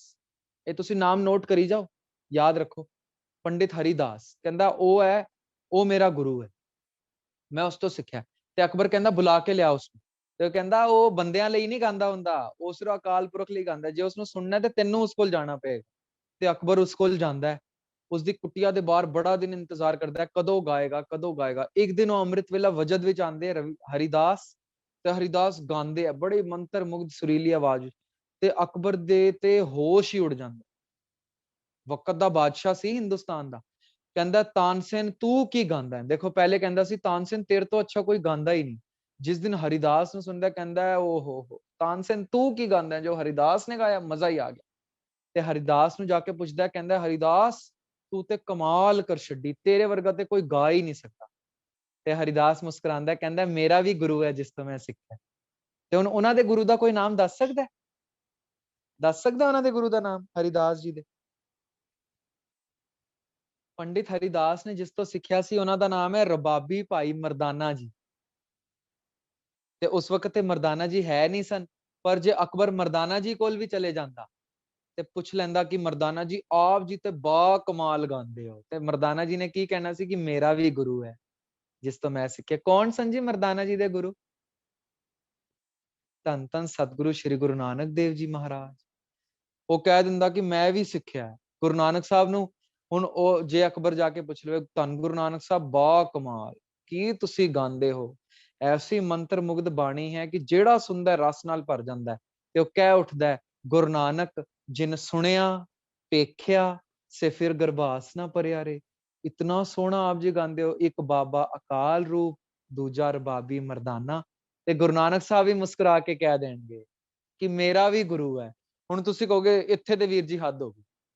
ਤਾਨਸੇਨ ਦਾ ਗੁਰੂ ਹੋ ਸਕਦਾ ਹਰੀਦਾਸ, ਹਰੀਦਾਸ ਦੇ ਗੁਰੂ ਹੋ ਸਕਦੇ ਨੇ ਭਾਈ ਮਰਦਾਨਾ, ਮਰਦਾਨਾ ਜੀ ਦੇ ਗੁਰੂ ਸਨ ਗੁਰੂ ਨਾਨਕ ਸਾਹਿਬ। ਪਰ ਗੁਰੂ ਨਾਨਕ ਸਾਹਿਬ ਦਾ ਵੀ ਗੁਰੂ ਹੋ ਸਕਦਾ ਕੋਈ? ਹੈ ਜੀ ਕੋਈ ਗੁਰੂ ਨਾਨਕ ਸਾਹਿਬ ਦਾ ਗੁਰੂ? ਦੱਸ ਸਕਦੇ ਹੋ ਤੁਸੀਂ ਮੈਨੂੰ? ਚੈਟ ਤੇ ਕੋਈ ਲਿਖ ਕੇ ਦੱਸ ਸਕਦਾ? ਐ ਲੋ ਜੀ, ਜਵਾਬ ਹੀ ਦੱਸ ਦਿੱਤਾ ਉਹਨਾਂ ਨੇ, ਜਵਾਬ ਹੀ ਦੱਸ ਦਿੱਤਾ। ਦੇਖ ਲਓ ਜੀ ਸਕਰੀਨ ਤੇ। ਉਹ ਕਹਿੰਦੇ ਨੇ, ਇਸ ਤੋਂ ਉੱਪਰ ਪੰਕਤੀ ਦਿਖਾ ਦਿਓ ਜੀ ਜਿਸ ਵਿੱਚ ਸਵਾਲ ਹੈ। ਇਹ ਸਿੱਧ ਉਹਨਾਂ ਨੂੰ ਸਵਾਲ ਪੁੱਛ ਰਹੇ ਨੇ ਜੀ। ਬਸ ਜੀ ਇੱਥੇ ਇਹ ਸਿੱਧਾ ਨੇ ਸਵਾਲ ਪੁੱਛਿਆ, ਕਵਣ ਮੂਲ ਕਵਣ ਮਤਵੇਲਾ ਤੇਰਾ ਕਵਣ ਗੁਰੂ ਜਿਸਕਾ ਤੂੰ ਚੇਲਾ। ਗੁਰੂ ਨਾਨਕ ਸਾਹਿਬ ਨੂੰ ਪੁੱਛਦੇ ਹਨ, ਦੱਸ ਬਈ ਤੇਰਾ ਵੀ ਕੋਈ ਗੁਰੂ ਹੈ? ਤੇ ਗੁਰੂ ਨਾਨਕ ਸਾਹਿਬ ਹੱਥ ਬਨ ਕੇ ਕਹਿ ਲੈਂਦੇ ਨੇ ਕਿ ਮੇਰਾ ਵੀ ਗੁਰੂ ਹੈ। ਉਹ ਕਹਿੰਦੇ ਨੇ, ਪਵਨ ਆਰੰਭ ਸਤਿਗੁਰ ਮਤਵੇਲਾ ਸ਼ਬਦ ਗੁਰੂ ਸੁਰਤ ਧੁਨ ਚੇਲਾ। ਕਹਿੰਦੇ ਨੇ ਮੇਰਾ ਗੁਰੂ ਹੈ ਸ਼ਬਦ। ਤੇ ਗੁਰੂ ਗ੍ਰੰਥ ਸਾਹਿਬ ਕਿਹੜੇ ਗੁਰੂ ਹਨ ਜੀ? ਬਾਣੀ ਗੁਰੂ, ਗੁਰੂ ਹੈ ਬਾਣੀ ਵਿੱਚ ਬਾਣੀ ਅੰਮ੍ਰਿਤ ਸਾਰੇ। ਯਾਨੀ ਗੁਰੂ ਨਾਨਕ ਸਾਹਿਬ ਨੇ ਆਪਣੇ ਸਮੇਂ 'ਚ ਹੀ ਦੱਸ ਦਿੱਤਾ ਸੀ ਕਿ ਸ੍ਰੀ ਗੁਰੂ ਗ੍ਰੰਥ ਸਾਹਿਬ ਮੇਰੇ ਗੁਰੂ ਹਨ। ਅਸੀਂ ਮਾਣ ਨਾਲ ਕਹੀਏ, ਅਸੀਂ ਸ੍ਰੀ ਗੁਰੂ ਗ੍ਰੰਥ ਸਾਹਿਬ ਦੇ ਸ਼ਰਨਾਗਤ ਹੁੰਦੇ ਹਾਂ, ਗੁਰਦੁਆਰੇ ਜਾਂਦੇ ਹਾਂ ਤੇ ਅਸੀਂ ਸ੍ਰੀ ਗੁਰੂ ਗ੍ਰੰਥ ਸਾਹਿਬ ਦੀ ਬਾਣੀ ਨੂੰ ਨਕਮਸਤਕ ਹੋ ਰਹੇ ਹਾਂ, ਜਿਸ ਨੂੰ ਗੁਰੂ ਨਾਨਕ ਸਾਹਿਬ ਨੇ ਵੀ ਕਹਿ ਦਿੱਤਾ ਸੀ ਕਿ ਸ਼ਬਦ ਮੇਰਾ ਗੁਰੂ ਹੈ, ਬਾਣੀ ਗੁਰੂ, ਗੁਰੂ ਹੈ ਬਾਣੀ। ਅੱਛਾ, ਇਹ ਬਾਣੀ ਫਿਰ ਗੁਰੂ ਨਾਨਕ ਸਾਹਿਬ ਆਪ ਹੀ ਨੇ ਤੇ ਲਿਖੀ ਹੋਈ ਹੈ, ਤੇ ਫਿਰ ਆਪਣੀ ਬਾਣੀ ਨੂੰ ਹੀ ਗੁਰੂ ਕਹੀ ਜਾ ਰਹੇ ਹੋ। ਤੇ ਗੁਰੂ ਸਾਹਿਬ ਕਹਿਣਗੇ ਮੈਂ ਨਹੀਂ ਲਿਖੀ ਏ, ਸਤਿਗੁਰ ਕੀ ਬਾਣੀ ਸਤ ਸਤ ਕਰ ਜਾਣੋ ਗੁਰਸਿੱਖੋ, ਹਰ ਕਰਤਾ ਆਪ ਮੂੰਹੋਂ ਕਢਾਏ। ਇਸ ਤਰ੍ਹਾਂ ਦੇ ਬੜੇ ਬਚਨ ਹਨ। ਧੁਰ ਕੀ ਬਾਣੀ ਆਈ ਤਿਨ ਸਗਲੀ ਚਿੰਤ ਮਿਟਾਈ, ਜੈਸੀ ਮੈਂ ਆਵੇ ਖਸਮ ਕੀ ਬਾਣੀ ਤੈਸੜਾ ਕਰੀ ਗਿਆਨ ਮਿਲਾ ਲੋ। ਕਹਿੰਦੇ ਮੇਰੀ ਬਾਣੀ ਨਹੀਂ ਹੈ ਇਹ ਅਕਾਲ ਪੁਰਖ ਦੇ ਬੋਲ ਨੇ, ਤਾਂ ਮੈਂ ਇਸ ਨੂੰ ਨਕਮਸਤਕ ਹੋ ਰਿਹਾ ਤੇ ਤਾਂ ਮੈਂ ਕਹਿ ਕਿ ਇਹ ਮੇਰਾ ਗੁਰੂ ਹੈ। ਜੈਸੀ ਮੈਂ ਆਵੇ, ਦੇਖੋ ਲਿਖ ਦਿੱਤਾ ਹੈ ਉਹਨਾਂ ਨੇ, ਸ਼ੋ ਕਰ ਰਹੇ ਨੇ ਸਕਰੀਨ ਤੇ, ਜੈਸੀ ਮੈਂ ਆਵੇ ਖਸਮ ਕੀ ਬਾਣੀ, ਇਹ ਵਾਹਿਗੁਰੂ ਖਸਮ ਦੇ ਬੋਲ ਨੇ, ਤੈਸੜਾ ਕਰੀ ਗਿਆਨ ਮਿਲਾ ਲੋ। ਸੋ ਅਸੀਂ ਇਸ ਬਾਣੀ ਨੂੰ ਨਕਮਸਤਕ ਹੋਣ ਲਈ ਕਿੱਧਰ ਜਾਂਦੇ ਹਾਂ ਜੀ? ਗੁਰਦੁਆਰੇ ਸਾਹਿਬ। ਤੇ ਗੁਰਦੁਆਰੇ ਜਾ ਕੇ ਮੈਂ ਕੁਰਸੀਆਂ, ਸੋਫੇ ਤੇ ਏਸੀ ਨਹੀਂ ਲੱਭਣੇ। ਸਭ ਤੋਂ ਪਹਿਲੀ ਗੱਲ ਅਸੀਂ ਇੱਕ ਗੱਲ ਸਿੱਖੀਏ, ਗੁਰਦੁਆਰਾ ਆਰਾਮਗਾਹ ਨਹੀਂ ਹੈ। ਗੁਰਦੁਆਰਾ ਆਰਾਮਗਾਹ ਨਹੀਂ ਹੈ, ਗੁਰਦੁਆਰਾ ਧਰਮਸ਼ਾਲ ਹੈ। ਅੱਛਾ, ਅਸੀਂ ਸਕੂਲ ਜਾਂਦੇ ਹਾਂ ਤੇ ਸਕੂਲ ਨੂੰ ਕੀ ਕਹਿੰਦੇ ਆ? ਪਾਠਸ਼ਾਲਾ, ਹੈ ਨਾ? ਸਕੂਲ ਨੂੰ ਕੀ ਕਹਿੰਦੇ ਆ? ਪਾਠਸ਼ਾਲਾ, ਯਾਨੀ ਜਿੱਧਰ ਅਸੀਂ ਪਾਠ ਸਿੱਖਣ ਜਾ ਰਹੇ ਹਾਂ। ਅੱਛਾ, ਜਿੱਧਰ ਗਾਵਾਂ ਨੂੰ ਰੱਖਦੇ ਆ ਉਸਨੂੰ ਕਹਿੰਦੇ ਆ ਗਊਸ਼ਾਲਾ, ਜਿੱਧਰ ਗਾਵਾਂ ਨੂੰ ਰੱਖਿਆ ਜਾਂਦਾ ਹੈ ਗਊਸ਼ਾਲਾ। ਤੇ ਜਿੱਧਰ ਧਰਮ ਸਿੱਖਣ ਜਾ ਰਹੇ ਹਾਂ ਉਸਨੂੰ ਕਹਿੰਦੇ ਆ ਧਰਮਸ਼ਾਲਾ, ਠੀਕ ਹੈ?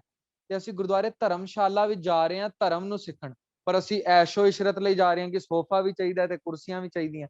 ਇਹ ਅਕਸਰ ਮੈਂ ਗੱਲ ਕਹਿੰਦਾ ਹੁੰਦਾ, ਲੋਕੀ ਕਹਿੰਦੇ ਨੇ ਜੀ ਅਸੀਂ ਤੇ ਬੁੱਢੇ ਹਾਂ, ਅਸੀਂ ਬਜ਼ੁਰਗ ਹਾਂ, ਸਾਨੂੰ ਗੋਡਿਆਂ ਦਾ ਰੋਗ ਹੈ।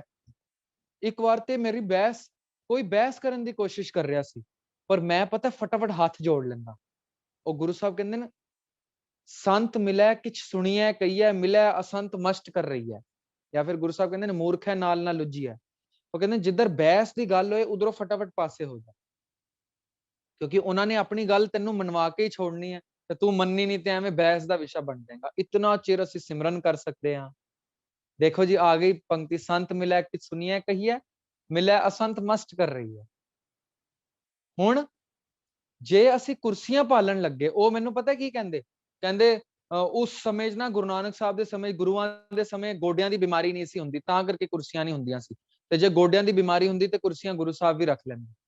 ਤੇ ਫਿਰ ਮੈਂ ਹੱਥ ਬਨ ਕੇ ਉਹਨਾਂ ਨੂੰ ਕਿਹਾ, ਮੈਂ ਕਿਹਾ ਜੀ ਗੋਡਿਆਂ ਦੀ ਬਿਮਾਰੀ ਉਦੋਂ ਵੀ ਹੈ ਸੀ ਤੇ ਬਜ਼ੁਰਗ ਉਦੋਂ ਵੀ ਹੈ ਸਨ, ਤੇ ਉਹ ਕਹਿੰਦੇ ਨੇ ਕਦੋਂ ਸੀ ਗੋਡਿਆਂ ਦੀ ਬਿਮਾਰੀ, ਤੇ ਮੈਂ ਉਹਨਾਂ ਨੂੰ ਪੰਕਤੀ ਇੱਕ ਵਾਹਿਗੁਰੂ ਨੇ ਜੋ ਮੈਨੂੰ ਸਮਝਾਈ ਉਸ ਵਕਤ ਮੈਂ ਉਹਨਾਂ ਨੂੰ ਦੱਸੀ ਕਿ कितनी बीमारी सी उस वक्त भी बजुर्गी दी, सिर कंपियो, पग डगमगे, पग की अंदर पैर हिल रहे, कंबनी छिड़ चुकी है, नैन जोत ते हीन, गुरु तेग बहादुर साहब दे श्लोक हैं ना, या फिर किन्ने होर सानू बाणियां मिल जाणगियां, नैनो नीर बहै तन खीना, भये केस दुधवानी, बीमारी है, रूधा कंठ शब्द नहीं उचरे अब क्या करे प्राणी, या फिर फरीद तन सुक्का पिंजर थिया, तलियां खूंडे काग, अजय सुरभ ना बाहुड़ियो देख बंदे के भाग, बुढ़ा हुआ शेख फरीद कंबन लगी दे, जे 100 वरिया जीवना भीतन हो सीखे। बीमारी बारे ते गुरु साहब ने बड़ा लिखा है, पर नाल ही गुरु साहब ने लिख दिता है संसार रोगी नाम दारू, या फिर गुरु साहब ने लिख दिता है मेरा बैद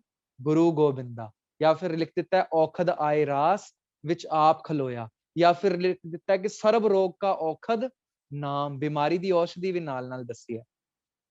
फिर एक होर रीजन दस दिन, कहंदे जी ਅਸੀਂ ਬੁੱਢੇ ਆ, इतना बुढ़ा थोड़ी है सी कोई उस वक्त, ਤੇ ਫਿਰ ਮੈਂ ਕਹਿੰਦਾ ਜੀ ਕੀ ਉਮਰ ਹੋਏਗੀ ਆਪ ਜੀ ਦੀ, ਕੋਈ ਕਹਿੰਦਾ 80 ਸਾਲ, ਕੋਈ ਕਹਿੰਦਾ 90 ਸਾਲ, ਤੇ ਮੈਨੂੰ ਕਿਸੇ ਗੁਰਮੁਖਾਂ ਨੇ ਕਿਹਾ ਸੀ ਕੋਈ ਵੀ ਬੁੱਢਾ ਵੀ ਕੁਰਸੀ ਤੇ ਨਹੀਂ ਬੈਠ ਸਕਦਾ, ਤੇ ਮੈਂ ਕਿਹਾ ਕਿਉਂ ਜੀ, ਕਹਿੰਦੇ ਨੇ ਤੂੰ ਕਿਤਨੇ ਬੁੱਢੇ ਦੇਖੇ ਹਨ ਕੁਰਸੀ ਤੇ ਬੈਠੇ, ਮੈਂ ਕਿਹਾ ਜੀ 90 ਸਾਲ ਤੱਕ ਦੇ ਤੇ ਮੈਂ ਦੇਖੇ ਹਨ, ਤੇ ਉਹ ਮੈਨੂੰ ਪਤਾ ਕੀ ਕਹਿੰਦੇ ਸੀ, ਉਹ ਕਹਿੰਦੇ ਸਨ ਕਿ ਤੂੰ ਤੇ 90 ਸਾਲ ਦੇ ਬਜ਼ੁਰਗ ਦੇਖੇ ਨੇ, ਇਤਿਹਾਸ ਨੇ 125 ਸਾਲ ਦਾ ਬਜ਼ੁਰਗ ਦੇਖਿਆ। ਕੌਣ ਸਨ ਜੀ 125 ਸਾਲ ਦੇ ਬਜ਼ੁਰਗ, ਕੌਣ ਦੱਸੇਗਾ ਮੈਨੂੰ? ਚੈਟਸ ਇਨੇਬਲ ਨੇ ਵਾਹਿਗੁਰੂ ਜੀ? ਜੇ ਚੈਟਸ ਇਨੇਬਲ ਹੈ ਤੇ ਤੁਸੀਂ ਲਿਖ ਕੇ ਦੱਸੋ ਚੈਟਸ ਵਿੱਚ, ਬਾਬਾ ਬੁੱਢਾ ਜੀ, ਵਾਹਿਗੁਰੂ ਧੰਨ ਗੁਰੂ ਨਾਨਕ ਜੀ। ਸਿੱਖ ਪੰਥ ਨੇ 125 ਸਾਲ ਦੇ ਬਜ਼ੁਰਗ ਦੇਖੇ ਨੇ, ਤੇ ਤੁਸੀਂ ਮੈਨੂੰ ਦੱਸੋ ਕਦੀ ਸੁਣਿਆ ਕਿ ਬਾਬਾ ਬੁੱਢਾ ਜੀ ਕੁਰਸੀ ਤੇ ਬੈਠੇ ਹੋਣ, ਜਾਂ ਸੋਫਾ ਮੰਗਾਇਆ, ਜਾਂ ਮੰਜੀ ਤੇ, ਜਾਂ ਪਾਲਕੀ ਤੇ ਬੈਠੇ ਹੋ?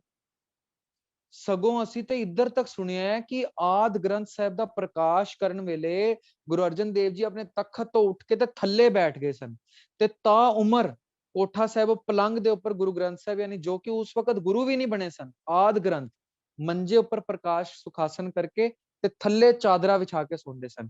ਜੇ ਤੁਹਾਨੂੰ ਨਹੀਂ ਯਕੀਨ ਨਾ, ਅੱਜ ਵੀ ਹਰਮੰਦਰ ਸਾਹਿਬ ਜਾ ਕੇ ਦੇਖਣਾ, ਕੋਠਾ ਸਾਹਿਬ ਜਿਹੜਾ ਅਕਾਲ ਤਖਤ ਤੇ ਹੈ, ਉਧਰ ਗੁਰੂ ਗ੍ਰੰਥ ਸਾਹਿਬ ਦਾ ਜਿੱਧਰ ਸੁਖਾਸਨ ਹੁੰਦਾ, ਅੱਜ ਵੀ ਥੱਲੇ ਚੱਦਰ ਵਿਛਾਉਂਦੇ ਨੇ। ਇਹ ਯਾਦ ਦਿਵਾਉਣ ਲਈ ਸਿੱਖ ਪੰਥ ਨੂੰ ਕਿ ਗੁਰੂ ਅਰਜਨ ਦੇਵ ਜੀ ਵੀ ਆਦ ਗ੍ਰੰਥ ਦੇ ਪ੍ਰਕਾਸ਼ ਵੇਲੇ ਥੱਲੇ ਵਕਤ ਦਾ ਗੁਰੂ ਹੋਵੇ, ਜਿਸ ਨੂੰ ਪ੍ਰਤੱਖ ਹਰ ਦੀ ਉਪਾਧੀ ਮਿਲੀ ਹੋਵੇ, ਤੇ ਉਹ ਵੀ ਥੱਲੇ ਸੋ ਰਹੇ, ਤੇ ਅਸੀਂ ਕਿਹੜੇ ਬਾਗ ਦੀ ਮੂਲੀਆਂ, ਅਸੀਂ ਜਾ ਕੇ ਕੁਰਸੀਆਂ ਭਾਲ ਰਹੇ ਹਾਂ ਉੱਥੇ। ਤੇ ਉਸ ਤੋਂ ਬਾਅਦ ਇਹ ਦੇਖੋ ਪੰਕਤੀ ਕਿੰਨੀ ਸੋਹਣੀ ਆ ਗਈ, ਅਸੀਂ ਸਲਾਮਾਂ ਵੀ ਕਰੀ ਜਾਈਏ ਤੇ ਨਾਲ ਜਵਾਬ ਵੀ ਦੇਈ ਜਾਈਏ, ਸਲਾਮ ਜਵਾਬ ਦੋਵੇਂ ਕਰੇ ਮੁੰਡੋ ਕੁੱਥਾ ਜਾਏ, ਨਾਨਕ ਦੋਵੇਂ ਕੂੜੀਆਂ ਥਾਏ ਨਾ ਕਾਈ ਪਾਏ। ਉਹ ਕਹਿੰਦੇ ਨੇ ਸਲਾਮਾਂ ਵੀ ਠੋਕੀ ਜਾਓ ਗੁਰੂ ਸਾਹਿਬ ਨੂੰ, ਤੇ ਨਾਲ ਜਿਵੇਂ ਅਸੀਂ ਸ਼ਰਧਾ ਵੀ ਕਰੀ ਜਾਈਏ ਤੇ ਸ਼ੱਕ ਵੀ ਰੱਖੀ ਜਾਈਏ। ਇਸ ਨੂੰ ਮੈਂ ਇੱਕ ਐਗਜ਼ਾਮਪਲ ਨਾਲ ਦੱਸਦਾ ਹੁੰਦਾ। ਇੱਕ ਨਾ ਬੰਦੇ ਨੇ ਸ਼ਰਾਬ ਬੜੀ ਪੀਤੀ ਹੋਈ ਸੀ, ਬੜੀ ਸ਼ਰਾਬ ਪੀਤੀ ਹੋਈ ਸੀ, ਤੇ ਉਸਨੇ ਕੀ ਕੀਤਾ, ਬੇੜੀ ਚੋਂ ਪਾਰ ਲੰਘਣਾ ਸੀ, ਸਮੁੰਦਰ ਦੇ ਦੂਸਰੇ ਕਿਨਾਰੇ ਜਾਣਾ ਸੀ।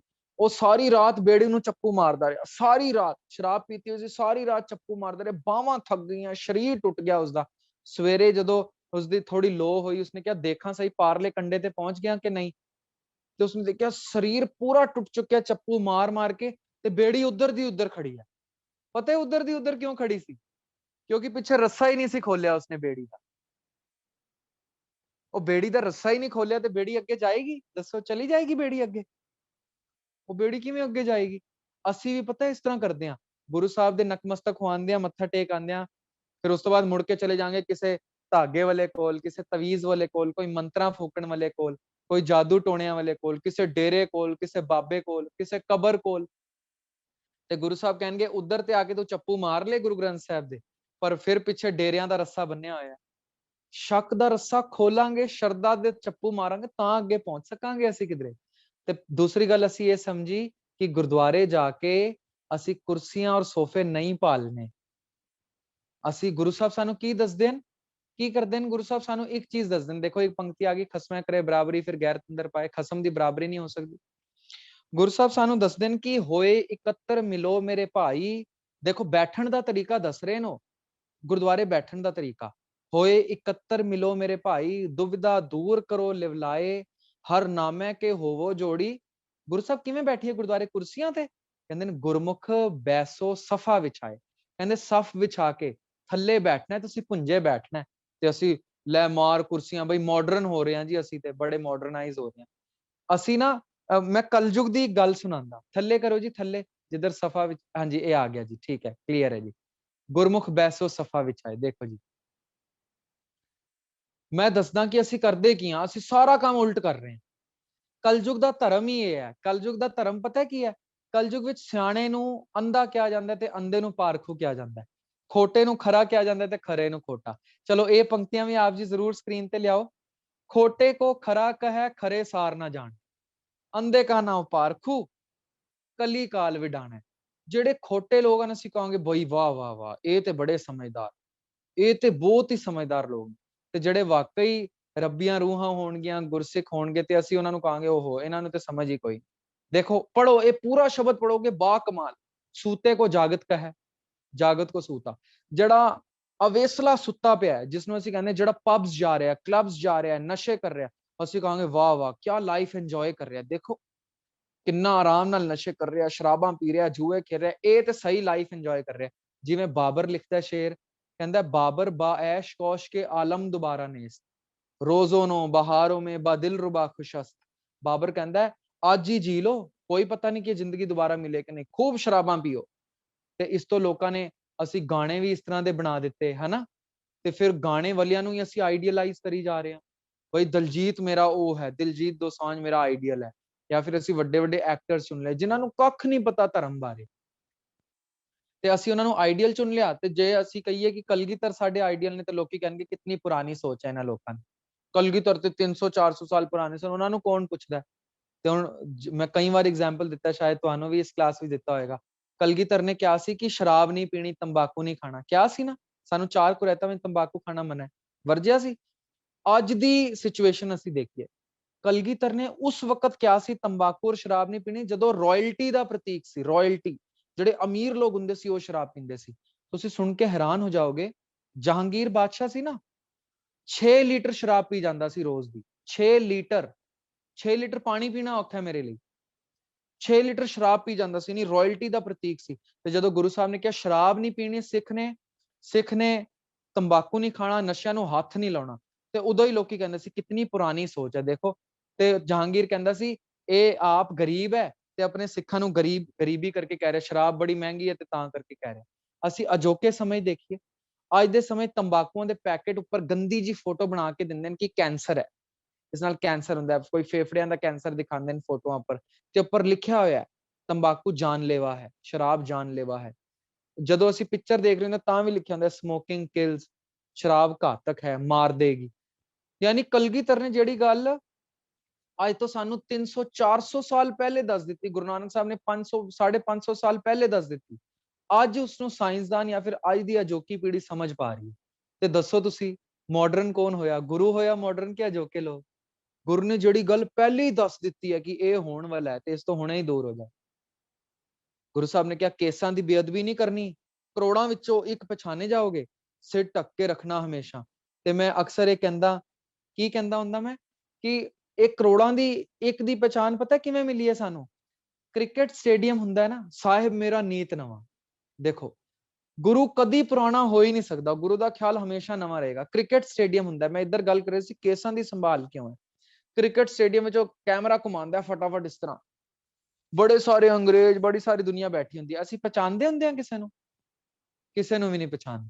ਪਰ ਇੱਕ ਕੋਈ ਦਸਤਾਰਧਾਰੀ ਬੀਬੀ ਸਿੰਘਣੀ ਜਾਂ ਸਿੰਘ ਬੈਠਿਆ ਹੋਏ, ਇੱਕਦਮ ਨਜ਼ਰ ਜਾਂਦੀ, ਓਏ ਉਹਦੇ ਸਰਦਾਰ ਬੈਠਿਆ, ਜਾਂਦੀ ਹੈ ਨਜ਼ਰ। ਕਰੋੜਾਂ ਦੀ ਭੀੜ ਵਿੱਚੋਂ ਇੱਕ ਸਰਦਾਰ ਪਛਾਣਿਆ ਜਾਂਦਾ ਹੈ। ਕੇਸਾਂ ਦੀ ਇਤਨੀ ਮਹਾਨਤਾ ਹੋ ਸਕਦੀ ਸੀ? ਕਲਗੀਧਰ ਨੂੰ ਪਹਿਲੇ ਹੀ ਪਤਾ ਸੀ, ਤੇ ਉਹਨਾਂ ਨੇ ਕਹਿ ਦਿੱਤਾ ਬਿਨਾ ਸ਼ਸਤਰ ਕੇਸੰਗ ਨਾ ਦੇਬੋ ਦੀਦਾਰੇ, ਨਿਸ਼ਾਨੇ ਸਿੱਖੀ ਈ 5 ਹਰਫ ਕਾਫ, ਕਿ ਹਰਗਿਜ਼ ਨਾ ਬਾਸ਼ੇ ਦੀ 5 ਮੁਆਫ।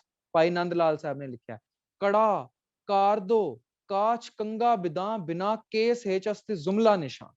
ਉਹ ਕਹਿੰਦੇ ਨੇ ਕੇਸ ਤੇ ਇਤਨੇ ਮਹਾਨ ਨੇ, ਇਤਨੇ ਮਹਾਨ ਕਿ ਇਸ ਤੋਂ ਬਿਨਾ ਤੈਨੂੰ ਕਲਗੀਧਰ ਦੇ ਦੀਦਾਰ ਹੀ ਨਹੀਂ ਹੋ ਸਕਦੇ। ਤੇ ਮੈਂ ਦੇਖਿਆ ਪੰਜਾਬ ਵਿੱਚ ਦਾੜੇ ਹੀ ਨਹੀਂ ਹੈ ਲੋਕਾਂ ਦੇ, ਵੱਡੀ ਵੱਡੀ ਉਮਰਾਂ ਦੇ ਲੋਕਾਂ ਦੇ ਦਾੜੇ ਨਹੀਂ, ਪਤਾ ਹੀ ਨਹੀਂ ਹੈ ਕੇਸਾਂ ਦੀ ਮਹਾਨਤਾ ਨੂੰ ਕੀ ਹੈ। ਉਹ ਕਹਿੰਦੇ ਨੇ ਕਿ ਦਾੜੇ ਨੂੰ ਅੰਬ ਲੱਗਣੇ ਨੇ, ਤੇ ਮਸਕੀਨ ਜੀ ਕਹਿੰਦੇ ਸੀ ਕੌਣ ਇਹਨਾਂ ਮੂਰਖਾਂ ਨੂੰ ਦੱਸੇ ਕਿ ਅੰਬ ਤੇ ਪੇੜਾਂ ਨੂੰ ਲੱਗਣੇ ਨੇ। ਯਾਨੀ ਜਿਤਨਾ ਜਿਨ੍ਹਾਂ ਨੂੰ ਇਤਨੀ ਵੀ ਅਕਲ ਨਹੀਂ, ਜਿਨ੍ਹਾਂ ਨੂੰ ਇਹ ਵੀ ਨਹੀਂ ਪਤਾ ਕਿ ਗੁਰੂ ਨੇ ਜੋ ਕਿਹਾ ਉਸ ਨੂੰ ਮੰਨਣਾ ਹੈ। ਗੁਰ ਕਹਿਆ ਸਾਕਾਰ ਕਮਾਵੋ, ਗੁਰ ਕੀ ਕਰਨੀ ਕਾਹੇ ਧਾਵੋ। ਗੁਰਬਾਣੀ ਸਾਨੂੰ ਕਹਿੰਦੀ ਹੈ ਗੁਰੂ ਨੇ ਜੋ ਕਿਹਾ ਉਸ ਨੂੰ ਕਰੋ, ਬਿਲਕੁਲ ਨਿਰਸੰਦੇਹ ਕਰੋ, ਬਿਨਾਂ ਸ਼ੱਕ ਦੇ ਕਰੋ। ਤੇ ਅਸੀਂ ਪਹਿਲੀ ਗੱਲ ਇਹ ਸਮਝੀ ਕਿ ਗੁਰਦੁਆਰੇ ਸਾਹਿਬ ਜਾਣਾ ਹੈ ਤੇ ਹੱਥ ਪੈਰ ਧੋ ਕੇ ਸਵੱਛ ਹੋ ਕੇ ਜਾਣਾ ਹੈ। ਕੁਰਸੀਆਂ ਸੋਫੇ ਤੇ ਆਰਾਮ ਨਹੀਂ ਭਾਲਣੇ, ਕਿਉਂਕਿ ਗੁਰਦੁਆਰਾ ਆਰਾਮਗਾਹ ਨਹੀਂ ਹੈ। ਅਸੀਂ ਉਧਰ ਧਰਮ ਸਿੱਖਣ ਜਾ ਰਹੇ ਹਾਂ, ਉਹ ਧਰਮਸ਼ਾਲਾ ਹੈ। ਪਹਿਲੀ ਗੱਲ ਕਲੀਅਰ ਹੋ ਗਈ ਜੀ? ਕਿਸ ਕਿਸ ਨੂੰ ਕਲੀਅਰ ਹੋ ਗਈ ਜੀ? ਸ਼ੁਕਰ ਹੈ ਵਾਹਿਗੁਰੂ ਦਾ। ਹੁਣ ਅਸੀਂ ਦੂਸਰੀ ਚੀਜ਼ ਦੇਖਣੀ ਹੈ ਕਿ ਗੁਰਦੁਆਰੇ ਐਂਟਰ ਕਿਵੇਂ ਕਰਨਾ ਹੈ। ਮੈਂ ਨਾ ਇੱਕ ਕੀਰਤਨ ਸਮਾਗਮ ਅਟੈਂਡ ਕਰ ਰਿਹਾ ਸੀ ਤੇ ਉਧਰ ਮੈਂ ਦੇਖਿਆ ਕਿ ਦਰਬਾਰ ਸਾਹਿਬ ਦੇ ਗ੍ਰੰਥ ਉਹ ਰਾਗੀ ਸਿੰਘ ਸਨ, ਉਹ ਕੀਰਤਨ ਕਰਦੇ ਸਨ ਤੇ ਇੱਕ ਪ੍ਰਧਾਨ ਆਇਆ, ਉਹਨਾਂ ਦਾ ਕੀਰਤਨ ਦਾ ਸਮਾਂ ਸਮਾਪਤ ਹੋ ਗਿਆ ਤੇ ਉੱਠਣ ਲੱਗੇ ਤੇ ਪ੍ਰਧਾਨ ਕਹਿੰਦਾ ਤੁਹਾਨੂੰ ਜ਼ਿਆਦਾ ਜਲਦੀ ਹੈ, ਗੁਰਦੁਆਰੇ ਦੇ ਵਿੱਚ ਹੀ ਤੁਹਾਨੂੰ ਜ਼ਿਆਦਾ ਜਲਦੀ ਹੈ, ਇੱਕ ਹੋਰ ਸ਼ਬਦ ਪੜੋ। ਤੇ ਉਹਨਾਂ ਨੂੰ ਪੜ੍ਹਨਾ ਪਿਆ ਇੱਕ ਹੋਰ ਸ਼ਬਦ। ਤੇ ਮੈਂ ਦੇਖਿਆ ਕਿ ਗੁਰਦੁਆਰੇ ਸਾਹਿਬ ਵੀ ਲੋਕੀ ਆਪਣਾ ਅਹੁਦਾ ਲੈ ਕੇ ਅੰਦਰ ਵੜਦੇ ਹਨ ਤੇ ਸਾਨੂੰ ਸਿੱਖਣਾ ਚਾਹੀਦਾ ਸਾਡੇ ਕੀ ਅਹੁਦੇ ਨੇ। ਉਸ ਪ੍ਰਧਾਨ ਨੂੰ ਜਾਣਦਾ ਵੀ ਕੋਈ ਨਹੀਂ ਹੋਵੇਗਾ, ਇਲਾਕੇ ਦੇ ਛੋਟੇ ਮੋਟੇ ਪ੍ਰਧਾਨ ਹੁੰਦੇ ਨੇ, ਕੌਣ ਜਾਣਦਾ ਹੋਵੇਗਾ। ਪਰ ਅਸੀਂ ਦੇਖੀਏ ਸਿੱਖ ਪੰਥ ਦਾ ਮਹਾਨ ਪ੍ਰਧਾਨ ਸ਼ੇਰੇ ਪੰਜਾਬ ਕੌਣ ਹਨ? ਮਹਾਰਾਜਾ ਰਣਜੀਤ ਸਿੰਘ। ਜਦੋਂ ਉਹ ਦਰਬਾਰ ਸਾਹਿਬ ਵੜਦੇ ਹੁੰਦੇ ਸਨ ਨਾ, ਅਸੀਂ ਉਹਨਾਂ ਤੋਂ ਸਿੱਖੀਏ। ਇਤਨੀ ਵੱਡੀ ਸ਼ਖਸੀਅਤ, ਰਾਜਾ ਹੋਵੇ ਕਿਸੇ ਕੰਟਰੀ ਦਾ, ਉਹ ਅੰਦਰ ਵੜਦੇ ਹੁੰਦੇ ਸਨ ਤੇ ਪਹਿਲੇ ਜੋੜਾ ਘਰ ਵਿੱਚ ਆਪਣੀ ਕਲਗੀ ਉਤਾਰ ਕੇ ਰੱਖਦੇ ਸਨ। ਕਹਿੰਦੇ ਮੈਂ ਇੱਧਰ ਰਾਜਾ ਨਹੀਂ ਬਣ ਕੇ ਆ ਰਿਹਾ, ਇੱਧਰ ਮੈਂ ਫਕੀਰ ਬਣ ਕੇ ਆਇਆ, ਮੰਗਤਾ ਬਣ ਕੇ ਆਇਆ। ਠੀਕ ਹੈ, ਅਸੀਂ ਆਪਣੇ ਅਹੁਦੇ, ਆਪਣਾ ਸਟੇਟਸ, ਆਪਣਾ ਸਿੰਬਲ ਸਾਰਾ ਕੁਝ ਬਾਹਰ ਰੱਖ ਕੇ ਜਾਣਾ ਹੈ। ਅਹੁਦੇ ਅੰਦਰ ਲੈ ਕੇ ਨਹੀਂ ਜਾਣੇ ਕਿ ਮੈਂ ਪ੍ਰਧਾਨ ਹਾਂ ਤੇ ਮੈਂ ਬੜਾ ਇੱਧਰ ਗੁਰਦੁਆਰੇ ਦਾ ਸਕੱਤਰ ਹਾਂ ਤੇ ਜਣੇ ਖਣੇ ਨੂੰ ਆਵਾਜ਼ਾਂ ਮਾਰਦਾ ਤੁਰੇ। ਉਧਰ ਪ੍ਰਧਾਨਗੀ ਤੇ ਸਾਰੀ ਕੋਆਰਡੀਨੇਸ਼ਨ ਸਿਰਫ ਗੁਰੂ ਗ੍ਰੰਥ ਸਾਹਿਬ ਜੀ ਕੋਲ ਹੈ, ਉਹਨਾਂ ਦੇ ਅਧੀਨ ਅਸੀਂ ਰਹਿਣਾ ਹੈ। ਜੋ ਉਹ ਕਹਿ ਰਹੇ ਨੇ ਉਹ ਮੰਨ। ਹੁਣ ਦੇਖੋ ਗੁਰਦੁਆਰੇ ਸਾਹਿਬ ਕਿਵੇਂ ਹੁਣ ਐਂਟਰ ਕਰਦੇ ਆ ਗੁਰਦੁਆਰੇ ਸਾਹਿਬ। ਅਸੀਂ ਸੋਫੇ ਸ਼ੋਫੇ ਨਹੀਂ ਭਾਲਨੇ, ਕੁਰਸੀਆਂ ਨਹੀਂ ਭਾਲਨੀਆਂ, ਨਹੀਂ ਭਾਲਨੀਆਂ। ਗੁਰਦੁਆਰੇ ਸਾਹਿਬ ਗੁਰੂ ਸਾਹਿਬ ਦਾ ਪ੍ਰਕਾਸ਼ ਹੋਵੇ ਤੇ ਕੋਈ ਫੋਟੋ ਗੁਰਦੁਆਰੇ ਸਾਹਿਬ ਅੰਦਰ ਨਹੀਂ ਲੱਗੀ ਹੋਣੀ ਚਾਹੀਦੀ। ਚਾਹੇ ਆਪ ਜੀ ਦੇ ਘਰ ਪ੍ਰਕਾਸ਼ ਹੋਵੇ, ਚਾਹੇ ਗੁਰਦੁਆਰੇ ਸਾਹਿਬ, ਉਸ ਕਮਰੇ 'ਚ ਕੋਈ ਵੀ ਫੋਟੋ ਨਹੀਂ ਹੋਣੀ ਚਾਹੀਦੀ ਕਿਸੇ ਵੀ ਕਿਸਮ ਦੀ।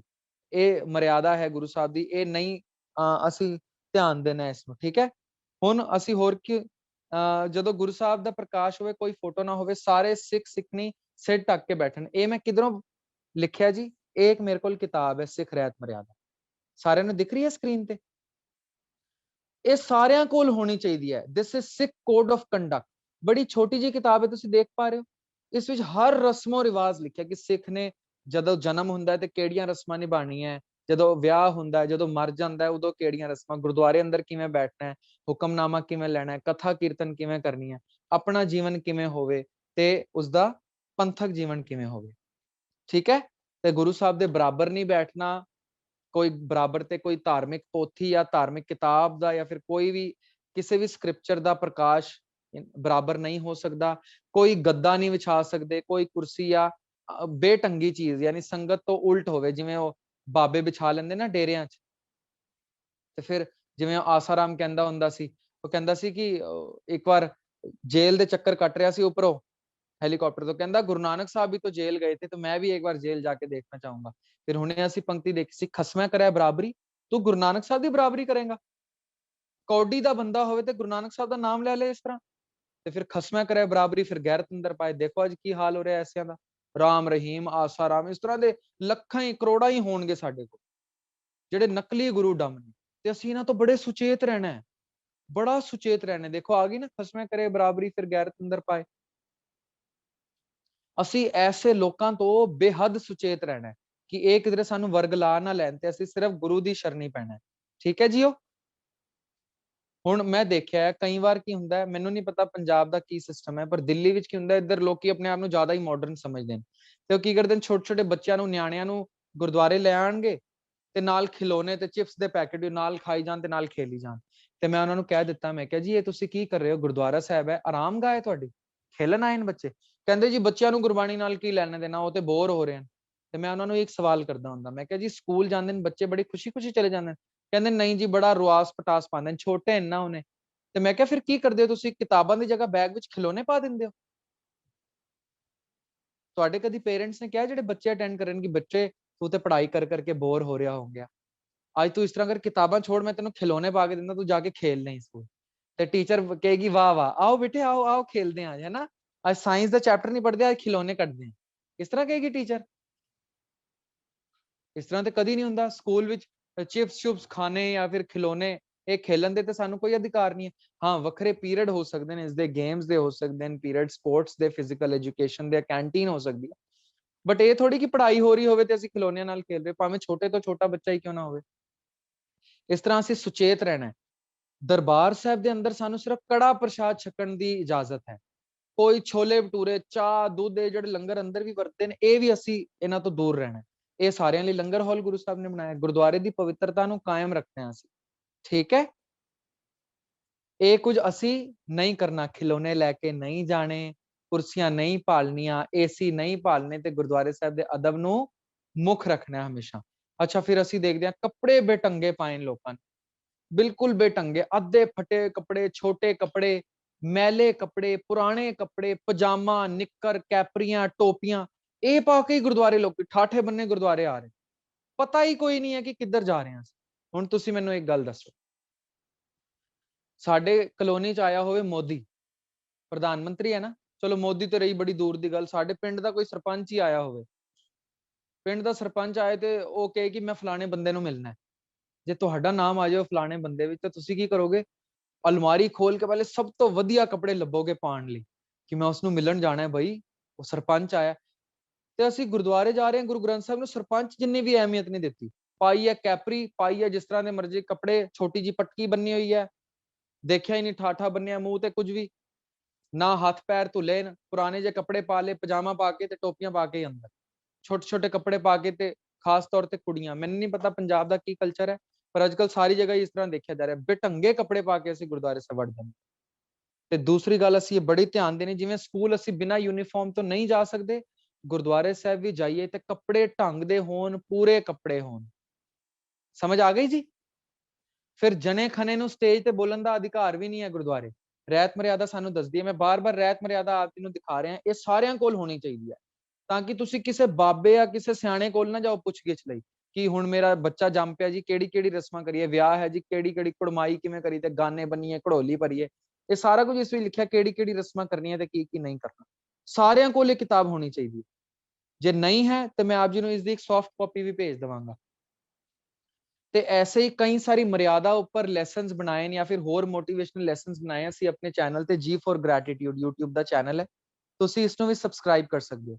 ਇਹ ਸ਼ਾਇਦ ਕਾਫੀ ਸਾਰੇ ਬੱਚਿਆਂ ਨੂੰ ਪਹਿਲੇ ਵੀ ਪਤਾ ਹੋਏਗਾ, ਇਸ ਤੇ ਵੀ ਜਾ ਕੇ ਤੁਸੀਂ ਬੜੇ ਸਾਰੇ ਲੈਸਨਸ ਦੇਖ ਸਕਦੇ ਹੋ, ਅਸੀਂ ਬੜੀ ਸਾਰੀ ਵੀਡੀਓਜ਼ ਪਾਈਆਂ ਹੋਈਆਂ, ਹੋਰ ਵੀ ਸਮਰ ਕੈਂਪ ਚੱਲਦੇ ਨੇ, ਉਹਨਾਂ ਦੀ ਵੀ ਵੀਡੀਓਜ਼ ਹੈ, ਤੁਸੀਂ ਦੇਖ ਸਕਦੇ ਹੋ। ਤੇ ਅਸੀਂ ਇੱਕ ਹੋਰ ਗੱਲ ਸਮਝੀ ਕਿ ਜਿਸ ਦੇ ਜਣਾ ਖਣਾ ਨਹੀਂ ਬੋਲ ਸਕਦਾ, ਗੁਰਦੁਆਰੇ ਸਾਹਿਬ ਜਾ ਕੇ ਕੇਵਲ ਸਿੱਖ ਕੀਰਤਨ ਕਰ ਸਕਦਾ ਹੈ, ਸਿੱਖ ਪ੍ਰਚਾਰ ਕਰ ਸਕਦਾ ਹੈ, ਸਿੱਖ ਕਥਾ ਜਾਂ ਨਾਮ ਜਪ ਸਕਦਾ ਤੇ ਜਪਾ ਸਕਦਾ ਹੈ, ਆਪਣੇ ਤੌਰ ਤੇ ਕੋਈ ਵੀ ਜਪੀ ਜਾਏ, ਕਿਸੇ ਨੂੰ ਮਨਾ ਨਹੀਂ ਹੈ, ਗੈਰ ਧਰਮੀ ਵੀ ਆਣ, ਕੋਈ ਧਰਮ, ਜਾਤ ਪਾਤ, ਵਿਤਕਰਾ, ਮਜ਼ਹਬ ਦਾ ਵਿਤਕਰਾ ਨਹੀਂ ਹੈ, ਦਰਬਾਰ ਸਾਹਿਬ ਦੇ 4 ਖੁੱਲੇ ਦਰਵਾਜ਼ੇ। ਪਰ ਇਸ ਦਾ ਮਤਲਬ ਇਹ ਨਹੀਂ ਕਿ ਜਣਾ ਖਣਾ ਉੱਠ ਕੇ ਤੇ ਸਟੇਜ ਤੇ ਬੋਲੀ ਜਾ, ਦਾੜਾ ਹੈ ਕੋਈ ਨਾ, ਕੇਸ ਰੰਗੇ ਤੇ ਸਾਰੇ ਸਟੇਜ ਤੇ ਚੜੀ ਜਾਣ।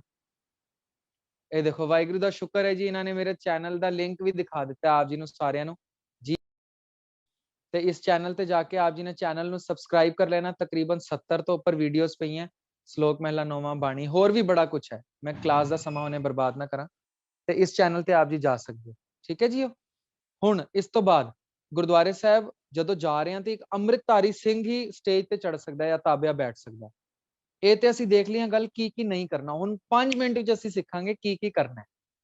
ਦੇਖੋ, ਮੈਂ ਘਰੋਂ ਨਿਕਲਿਆ, ਸੋਹਣੇ ਜਿਹੇ ਕੱਪੜੇ ਪਾ ਲਏ, ਮੈਂ ਆਪਣੇ ਗੁਰੂ ਨੂੰ ਮਿਲਣ ਜਾ ਰਿਹਾ, ਮੇਰਾ ਗੁਰੂ ਹੈ ਉਹ, ਮੇਰਾ ਹੈ। ਜਦੋਂ ਮੈਂ ਸੋਚਾਂਗਾ ਨਾ ਕਿ ਮੇਰਾ ਹੈ ਉਹ, ਤੇ ਜਦੋਂ ਮੇਰੇ ਕਲਗੀਧਰ ਨੂੰ ਮੈਂ ਮਿਲਣ ਜਾ ਰਿਹਾ, ਤਾਂ ਮੈਂ ਸੋਹਣੇ ਕੱਪੜੇ, ਬੜਾ ਸੋਹਣਾ ਤਿਆਰ ਹੋ ਕੇ ਜਾਵਾਂਗਾ।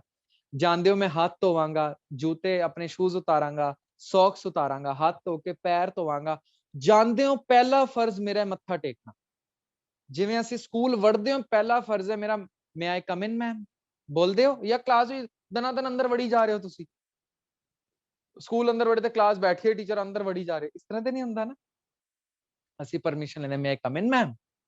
ਇਸ ਤਰ੍ਹਾਂ ਗੁਰਦੁਆਰੇ ਸਾਹਿਬ ਅੰਦਰ ਜਾਂਦੇ ਹੋ ਪਹਿਲਾ ਫਰਜ਼ ਹੈ ਸਿੱਖ ਦਾ ਮੱਥਾ ਟੇਕਣਾ, ਗੁਰੂ ਸਾਹਿਬ ਨੂੰ ਅਦਬ ਨਾਲ ਮੱਥਾ ਟੇਕਣਾ, ਫਿਰ ਫਤਿਹ ਬੁਲਾਣੀ, ਵਾਹਿਗੁਰੂ ਜੀ ਕਾ ਖਾਲਸਾ ਵਾਹਿਗੁਰੂ ਜੀ ਕੀ ਫਤਿਹ। ਗੁਰੂ ਸਾਹਿਬ ਨੂੰ ਫਤਿਹ ਬੁਲਾਣੀ, ਠੀਕ ਹੈ। ਫਿਰ ਖੱਬੇ ਪਾਸੇ ਸਾਰੀ ਸੰਗਤ ਦੇ ਦੀਦਾਰ ਕਰਕੇ ਸਹਿਜ ਨਾਲ ਆਰਾਮ ਨਾਲ ਫਤਿਹ ਬੁਲਾਣੀ। ਫਿਰ ਸੱਜੇ ਪਾਸੇ ਸੰਗਤ ਦੇ ਦੀਦਾਰ ਕਰਕੇ ਸਾਰਿਆਂ ਨੂੰ ਸਿਰ ਨਿਵਾ ਕੇ ਫਤਿਹ ਬੁਲਾਣੀ। ਫਿਰ ਪਰਿਕਰਮਾ ਕਰਨੀ ਗੁਰੂ ਸਾਹਿਬ ਦੀ ਤੇ ਦੁਬਾਰਾ ਆ ਕੇ ਮੱਥਾ ਟੇਕਣਾ ਅਦਬ ਨਾਲ। ਸੰਗਤ ਵਿੱਚ ਇੱਕ ਜਗ੍ਹਾ ਆਰਾਮ ਨਾਲ ਬੈਠ ਜਾਣਾ, ਜਿੱਧਰ ਮੈਂ ਨਾ ਇੱਧਰ ਉੱਧਰ ਦੇਖਦਾ ਰਹਾਂ। ਗੁਰਦੁਆਰੇ ਦੇ ਪੀਓਪੀ, ਗੁਰਦੁਆਰੇ ਦੇ ਝੂਮਰ, ਗੁਰਦੁਆਰੇ ਦੀ ਲਾਈਟਿੰਗ, ਨਵੇਂ ਪਰਦੇ ਲੱਗੇ, ਨਵੀਂ ਚਾਦਰਾਂ, ਇਹ ਕੁਝ ਨਹੀਂ ਦੇਖਣਾ। ਸਿਰਫ ਅਸੀਂ ਕੀਰਤਨ ਸੁਣਨਾ, ਕਥਾ ਸੁਣਨੀ ਜਾਂ ਪਾਠ ਸੁਣਨਾ, ਜੋ ਵੀ ਚੱਲ ਰਿਹਾ। ਇੱਕ ਹੋਰ ਚੀਜ਼, ਗੁਰਦੁਆਰੇ ਬੈਠ ਕੇ ਗੱਲ ਕਰਨੀ ਬਿਲਕੁਲ ਮਨਾ ਹੈ, ਬਿਲਕੁਲ ਮਨਾ। ਤੁਸੀਂ ਦੱਸੋ, ਟੀਚਰ ਪੜ੍ਹਾ ਰਹੀ ਹੋਵੇ, ਮੈਥਸ ਚੱਲ ਰਹੀ ਹੋਵੇ ਤੇ ਬੱਚੇ ਆਪਸ ਵਿੱਚ ਗੱਲਾਂ ਮਾਰ ਰਹੇ ਹੋਣ ਤੇ ਟੀਚਰ ਕੀ ਕਹਿੰਦੀ ਹੈ? I told you keep quiet। ਤੁਹਾਨੂੰ ਕਿਆ ਮੂੰਹ ਬੰਦ ਕਰਕੇ ਰੱਖੋ। ਟੀਚਰ ਨੇ ਰੱਖਿਆ ਹੁੰਦਾ ਮੋਟਾ ਡੰਡਾ, ਉਹ ਤੇ ਮਾਰ ਮਾਰ ਕੇ ਮੂੰਹ ਬੰਦ ਕਰਾ ਲੈਂਦੀ ਹੈ। ਪਰ ਮੈਂ ਦੇਖਦਾ ਗੁਰੂ ਗ੍ਰੰਥ ਸਾਹਿਬ ਨੇ ਡੰਡਾ ਵੀ ਨਹੀਂ ਰੱਖਿਆ। ਰੱਖਣਾ ਚਾਹੀਦਾ ਨਾ ਇੱਕ ਡੰਡਾ, ਰੱਖਣ ਡੰਡਾ ਤੋੜਦੇ ਰਹਿਣ ਸਾਰਿਆਂ ਦਾ ਸਿਰ, ਇਸ ਤਰ੍ਹਾਂ ਰੱਖਣ ਤਾਂ ਹੀ ਠੀਕ ਹੋਵਾਂਗੇ। ਪਰ ਗੁਰੂ ਸਾਹਿਬ ਇਤਨੇ ਪਿਆਰ ਵਾਲੇ ਹਨ ਨਾ, ਅਸੀਂ ਬੜੇ ਲੱਕੀ ਹਾਂ, ਐਸਾ ਗੁਰੂ ਸਾਨੂੰ ਮਿਲ ਗਿਆ। ਪਤਾ ਕਿਉਂ? ਉਹ ਕਹਿੰਦੇ ਨੇ ਮਿੱਠ ਬੋਲੜਾ ਜੀ ਹਰ ਸੱਜਣ ਸੁਆਮੀ ਮੋਰਾ, ਹੁਣ ਸੰਮਲ ਥੱਕੀ ਜੀ ਉਹ ਕਦੇ ਨਾ ਬੋਲੇ ਕੌੜਾ। ਕਿਉਂ ਕੌੜਾ ਨਹੀਂ ਬੋਲਦਾ ਗੁਰੂ? ਕਿਉਂਕਿ ਕੌੜਾ ਬੋਲ ਨਾ ਜਾਣਾ ਹੈ, ਪੂਰਨ ਭਗਵਾਨ ਹੈ, ਔਗੁਣ ਕੋ ਨਾ ਚਿਤਾਰੇ। ਇਹ ਦੇਖੋ, ਇਤਨਾ ਮਿੱਠਾ ਗੁਰੂ ਸਾਨੂੰ ਮਿਲ ਗਿਆ, ਜਿਹੜਾ ਡੰਡਾ ਮਾਰਨਾ ਤੇ ਰਿਆ ਦੂਰ, ਉਹ ਕੌੜਾ ਵੀ ਨਹੀਂ ਬੋਲਣਾ ਜਾਣਦਾ।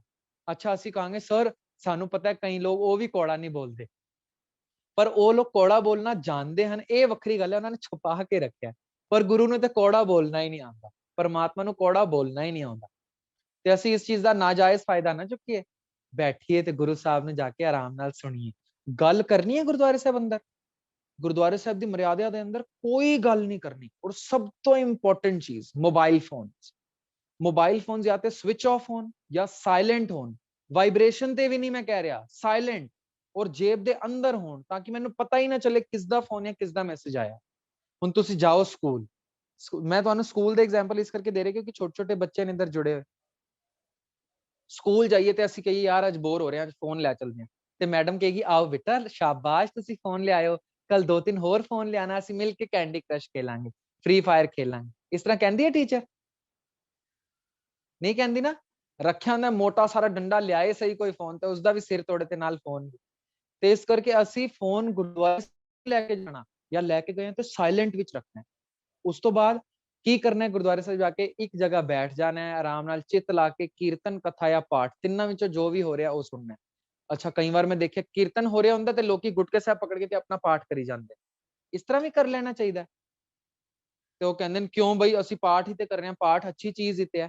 ਬਿਲਕੁਲ ਪਾਠ ਅੱਛੀ ਚੀਜ਼ ਹੈ, ਕਰਨਾ ਚਾਹੀਦਾ, ਪਰ ਕੀਰਤਨ ਦੇ ਨਾਲ ਪਾਠ, ਨਾ ਪਾਠ ਸਮਝ ਆਏਗੀ ਨਾ ਕੀਰਤਨ। ਹੁਣ ਫਿਰ ਸਕੂਲ ਦਾ ਐਗਜ਼ਾਮਪਲ ਲਈਏ, ਇੰਗਲਿਸ਼ ਦੀ ਮੈਮ ਪੜ੍ਹਾ ਰਹੀ ਹੈ ਨਾउन्स, ਠੀਕ ਹੈ। Okay beta, so we will study about nouns. There are 4 types of nouns: common nouns, proper noun, collective noun and abstract noun. Teacher ਪੜ੍ਹਾ ਰਹੀ ਹੈ noun, ਇੰਨੀ ਦੇਰ ਨੂੰ ਆ ਜਾਂਦਾ ਮੈਥਸ ਦਾ ਟੀਚਰ, ਇੰਗਲਿਸ਼ ਦੀ ਟੀਚਰ ਪੜ੍ਹਾ ਰਹੀ ਹੈ ਤੇ ਨਾਲ ਹੀ ਮੈਥਸ ਦਾ ਟੀਚਰ ਆ ਗਿਆ। Okay, we will study addition, ਅੱਜ ਅਸੀਂ ਜਮਾ ਘਟਾ ਕਰਾਂਗੇ, 3 ਜਮਾ 5 ਹੁੰਦਾ 8। ਉਧਰ ਨਾउन ਪੜ੍ਹਾ ਰਹੀ ਹੈ, ਇੱਧਰ ਅੰਗਰੇਜ਼ੀ ਪੜ੍ਹਾ ਰਹੀ ਹੈ, ਉਧਰ ਉਹ ਮੈਥਸ ਪੜ੍ਹਾ ਰਿਹਾ, ਕੱਖ ਪੱਲੇ ਨਹੀਂ ਪੈਣ, ਪੱਲੇ ਪਏਗਾ ਕੁਝ? ਤੁਸੀਂ ਇੱਕ ਟੀਚਰ ਨੂੰ ਚੁੱਪ ਕਰਾਓਗੇ, ਕਹੋਗੇ ਮੈਮ ਪਲੀਜ਼ ਸਾਨੂੰ ਇੰਗਲਿਸ਼ ਸਮਝਣ ਦਿਓ, ਜਾਂ ਉਸਨੂੰ ਕਹੋਗੇ ਮੈਮ ਪਲੀਜ਼ ਸਾਨੂੰ ਮੈਥ ਸਮਝਣ ਦਿਓ। ਇੱਕ ਵਾਰ ਤੇ ਇੱਕੋ ਗੱਲ ਹੋ ਸਕਦੀ ਹੈ ਤਾਂ ਕਿ ਸਾਡੇ ਪੱਲੇ ਪੈ ਜਾਵੇ। ਤੇ ਅਸੀਂ ਵੀ ਇੱਕ ਵਾਰ ਤੇ ਇੱਕੋ ਗੱਲ ਕਰਨੀ ਹੈ, ਕੀਰਤਨ, ਕਥਾ ਜਾਂ ਨਾਮ, ਜਾਂ ਸੁਣਨਾ ਹੈ ਜਾਂ ਜਪਣਾ ਹੈ, ਠੀਕ ਹੈ। ਉਸ ਤੋਂ ਬਾਅਦ ਅਸੀਂ ਗੁਰਦੁਆਰੇ ਸਾਹਿਬ ਬੈਠੇ ਹਾਂ, ਜੇ ਗੁਰੂ ਸਾਹਿਬ ਦਾ ਸੁਖਾਸਨ ਹੋ ਰਿਹਾ ਤੇ ਮੈਂ ਦੇਖਿਆ ਕਈ ਗੁਰਦੁਆਰੇ ਲੋਕੀ ਇਸ ਤਰ੍ਹਾਂ ਬੈਠ ਜਾਂਦੇ ਹਨ ਥੱਲੇ, ਗੁਰੂ ਸਾਹਿਬ ਦਾ ਵੇਟ ਕਰ ਦੇਣਗੇ ਗੁਰੂ ਸਾਹਿਬ ਆਣ। ਸੁਖਾਸਨ ਕੀ ਹੁੰਦਾ? ਜਦੋਂ ਸਿੰਘ ਸਾਹਿਬ ਗੁਰੂ ਸਾਹਿਬ ਨੂੰ ਸਿਰ ਤੇ ਰੱਖ ਕੇ ਸ਼ਬਦ ਪੜ੍ਹਦੇ ਨੇ, ਜਿੱਥੈ ਜਾਏ ਬਹਿ ਮੇਰਾ ਸਤਿਗੁਰੂ, ਤੇ ਸਾਰੇ ਕਈ ਵਾਰ ਬੈਠ ਜਾਂਦੇ ਆ। ਸਾਨੂੰ ਇਹ ਰਹਿਤ ਮਰਿਆਦਾ ਸਾਨੂੰ ਦੱਸਦੀ ਹੈ ਕਿ ਜੇ ਗੁਰੂ ਸਾਹਿਬ ਆ ਰਹੇ ਹੋਣ, ਭਾਵੇਂ ਅੱਗੇ ਪ੍ਰਕਾਸ਼ ਹੋਵੇ ਵੀ ਜਾਂ ਜੇ ਸੁਖਾਸਨ ਹੋ ਰਿਹਾ, ਤੇ ਸਾਰੇ ਸਿੱਖਾਂ ਨੂੰ ਅਦਬ ਨਾਲ ਖੜੇ ਹੋ ਜਾਣਾ ਚਾਹੀਏ, ਤੇ ਸਾਰੇ ਸਿੱਖ ਖੜੇ ਹੋ ਜਾਣ ਜਦੋਂ ਗੁਰੂ ਸਾਹਿਬ ਆ ਰਹੇ। ਬੈਠਣ ਨਹੀਂ, ਸਾਨੂੰ ਬੈਠਣ ਦਾ ਹੁਕਮ ਨਹੀਂ ਹੈ ਉਸ ਵਕਤ। ਹਾਂ, ਇਹ ਹੈ ਕਿ ਖੜੇ ਹੋਈਏ, ਗੁਰੂ ਸਾਹਿਬ ਆ ਰਹੇ ਨੇ ਤੇ ਅਸੀਂ ਮੱਥਾ ਟੇਕ ਕੇ ਫਿਰ ਖਲੋ ਜਾਈਏ, ਪਰ ਬੈਠਣਾ ਨਹੀਂ ਹੈ ਉਸ ਵਕਤ, ਠੀਕ ਹੈ। ਸਮਝ ਆਈ ਗੱਲ? ਇਹ ਗੁਰਦੁਆਰੇ ਸਾਹਿਬ ਦੇ ਨਿਯਮ ਨੇ ਕਿ ਅਸੀਂ ਗੁਰਦੁਆਰੇ ਸਾਹਿਬ ਕਿਵੇਂ, ਅੱਛਾ ਅਰਦਾਸ ਔਰ ਹੁਕਮ ਹੋ ਰਿਹਾ ਤੇ ਅਸੀਂ ਬੋਲਣਾ ਹੀ ਨਹੀਂ ਹੈ, ਜਿਸ ਥਾਂ ਤੇ ਖੜੇ ਆ ਜਾਂ ਬੈਠੇ ਆ ਉਸੇ ਥਾਂ ਤੇ ਬੈਠ ਜਾਈਏ ਅਦਬ ਨਾਲ, ਉਸ ਵਕਤ ਅਸੀਂ ਖਲੋਣਾ ਨਹੀਂ ਹੈ। ਸਮਝ ਆ ਗਈ? ਇਹ ਸਨ ਗੁਰਦੁਆਰੇ ਸਾਹਿਬ ਦੇ ਥੋੜੇ ਬਹੁਤ ਨਿਯਮ ਜਿਹੜੇ ਅਸੀਂ ਅੱਜ ਕੀਤੇ, ਕਿ ਗੁਰਦੁਆਰੇ ਸਾਹਿਬ ਅਦਬ ਨਾਲ ਬੈਠਣਾ ਹੈ, ਹੱਥ ਪੈਰ ਧੋ ਕੇ ਜਾਣਾ ਹੈ। ਨੱਕ ਨੂੰ, ਮੂੰਹ ਨੂੰ, ਕੰਨਾਂ ਨੂੰ, ਪੈਰਾਂ ਨੂੰ ਬਾਰ-ਬਾਰ ਹੱਥ ਨਹੀਂ ਲਗਾਉਂਦੇ ਰਹਿਣਾ। ਅਸੀਂ ਗੁਰੂ ਸਾਹਿਬ ਦੇ ਉਧਰ ਜਾ ਰਹੇ ਹਾਂ ਹਜ਼ੂਰੀ, ਤੇ ਸਾਨੂੰ ਬੜੇ ਸਵੱਛ ਤੌਰ ਤੇ ਬੈਠਣਾ ਹੈ ਤੇ ਮੈਲੇ ਨਹੀਂ ਕਰਨੇ ਹੱਥ ਬਾਰ-ਬਾਰ ਨੱਕਾਂ ਨੂੰ ਜਾਂ ਅੱਖ ਕੰਨਾਂ ਨੂੰ। ਤਾਂ ਕਰਕੇ ਸਾਨੂੰ ਹਜ਼ੂਰੀਆ ਮਿਲਿਆ ਹੁੰਦਾ ਗੁਰਦੁਆਰਾ ਸਾਹਿਬ ਜਾਈਏ। ਰਾਗੀ ਸਿੰਘ ਜਾਂ ਪ੍ਰਚਾਰਕ ਪਾਉਂਦੇ ਨੇ ਤੇ ਹੋਵੇ ਇੱਕ ਹੈਂਕੀ ਜਾਂ ਹਜ਼ੂਰੀਆ ਹਮੇਸ਼ਾ ਕੋਲ ਹੋਵੇ। ਠੀਕ ਹੈ। ਅੱਛਾ, ਸਭ ਤੋਂ ਇੰਪੋਰਟੈਂਟ ਗੱਲ, ਜੇ ਅਸੀਂ ਗੁਰਦੁਆਰੇ ਕਦੋਂ ਕਦੋਂ ਜਾਣਾ ਚਾਹੀਦਾ ਹੈ? ਇੱਕ ਦਿਨ ਵਿੱਚ ਇੱਕ ਮੁਸਲਮਾਨ ਨੂੰ ਹੁਕਮ ਹੈ ਕਿ 5 ਵਾਰ ਨਮਾਜ਼ ਪੜ੍ਹੇ ਹੀ ਪੜ੍ਹੇ। ਠੀਕ ਹੈ, 5 ਵਾਰ ਨਮਾਜ਼ ਪੜ੍ਹੇ। ਪਰ ਸਾਨੂੰ ਗੁਰੂ ਸਾਹਿਬ ਨੇ ਸਿਰਫ 2 ਵਕਤ ਦਾ ਨਿਤਨੇਮ ਕੰਪਲਸਰੀ ਕੀਤਾ ਹੋਇਆ ਹੈ ਕਿ ਅੰਮ੍ਰਿਤ ਵੇਲੇ ਗੁਰਦੁਆਰੇ ਜਾਣਾ ਹੀ ਜਾਣਾ ਹੈ, ਨਿਤਨੇਮ ਸਾਹਮਣਾ ਹੈ। ਗੁਰ ਸਤਿਗੁਰ ਕਾ ਜੋ ਸਿੱਖ ਆਖਾਏ ਸੋ ਭਲਕੇ ਉਠ ਹਰਨਾਮ ਤੇ ਆਵੇ। ਔਰ ਸ਼ਾਮੀ ਰਹਿਰਾਸ ਵੇਲੇ ਵੀ ਗੁਰਦੁਆਰੇ ਜਾਣਾ ਹੀ ਜਾਣਾ ਤੇ 2 ਵਾਰ ਗੁਰਦੁਆਰੇ ਜਾਣਾ ਹੀ ਜਾਣਾ ਹੈ। ਕੁਛ ਵੀ ਹੋਵੇ ਜਾਣਾ ਹੀ ਜਾਣਾ ਹੈ, ਨਾਮ ਜਪਣਾ ਹੀ ਜਪਣਾ ਹੈ। ਚਲੋ ਠੀਕ ਹੈ, ਤੁਸੀਂ ਕਹੋਗੇ ਕੋਰੋਨਾ ਕਾਲ ਹੈ, ਘਰੋਂ ਬਾਹਰ ਨਹੀਂ ਨਿਕਲ ਸਕਦੇ, 100 ਤਰ੍ਹਾਂ ਦੀ ਚੀਜ਼ਾਂ। ਸ਼ਰਧਾਲੂ ਸਿੱਖ ਤਾਂ ਵੀ ਨਹੀਂ ਪਿੱਛੇ ਹੁੰਦੇ, ਪਰ ਜੇ ਆਪ ਜੀ ਨਹੀਂ ਜਾ ਸਕਦੇ ਤੇ 2 ਵਕਤ ਤੇ ਨਾਮ ਜਪਣਾ ਹੀ ਜਪਣਾ ਹੈ। ਦੇਖ ਲਓ, ਉਦਮ ਕਰੇ ਭਲਕੇ ਪ੍ਰਭਾਤੀ, ਇਸ਼ਨਾਨ ਕਰੇ ਅੰਮ੍ਰਿਤਸਰ ਨਾਵੈ। ਉਪਦੇਸ਼ ਗੁਰੂ ਹਰ ਹਰ ਜਪ ਜਾਪੈ, ਸਭ ਕਿਲਵਿਕ ਪਾਪ ਦੋਖ ਲੈ ਜਾਵੇ। ਫਿਰ ਚੜ੍ਹੈ ਦਿਵਸ ਗੁਰਬਾਣੀ ਗਾਵੇ, ਬਹਿੰਦਿਆਂ ਉੱਠਦਿਆਂ ਹਰ ਨਾਮ ਤੇ ਆਵੇ। ਸਾਰਾ ਸ਼ਬਦ ਅਸੀਂ ਪੜਾਂਗੇ ਤੇ ਇੱਕ ਸਿੱਖ ਨੂੰ ਹਿਦਾਇਤ ਹੈ ਕਿ ਉਹ ਸਿੱਖ ਕਿਵੇਂ ਆਪਣਾ ਜੀਵਨ ਗੁਜ਼ਾਰੇ। ਹੁਣ ਅਸੀਂ ਗੁਰਦੁਆਰੇ ਸਾਹਿਬ ਜਾ ਰਹੇ ਹਾਂ, ਝੱਖੜ ਝਾਂਗੀ, ਹੁਣੇ ਉਹਨਾਂ ਨੇ ਸ਼ਬਦ ਦਿਖਾਇਆ ਸੀ। ਕਿਹੜੀ ਵੀ ਹਾਲਤ ਹੋਵੇ, ਕਿਸ ਤਰ੍ਹਾਂ ਦੀ ਵੀ ਹਾਲਤ ਹੋਵੇ, ਗੁਰਦੁਆਰੇ में ਮਿਲਣਾ ਹੀ ਮਿਲਣਾ ਹੈ ਗੁਰੂ। ਝੱਖੜ ਝਾਂਗੀ, ਮੀਂਹ ਵਰਸੈ ਭੀ ਗੁਰ ਦੇਖਣ ਜਾਈ, ਸਮੁੰਦਰ ਸਾਗਰ ਹੋਵੇ ਬਹੁ ਖਾਰਾ, ਗੁਰਸਿੱਖ ਲੰਘ ਗੁਰੂ ਪੈ ਜਾਏ। ਤੇ ਅਸੀਂ ਜਾਣਾ ਹੀ ਜਾਣਾ ਹੈ ਗੁਰਦੁਆਰੇ। ਠੀਕ ਹੈ, ਇਹ ਸਨ ਗੁਰਦੁਆਰੇ ਸਾਹਿਬ ਦੇ ਕੁਝ ਨਿਯਮ। ਅਹੁਦਾ ਹੁਣ ਸ਼ਾਰਟ ਕਰ ਲਈਏ, ਸਮਾਪਤੀ ਕਰੀਏ।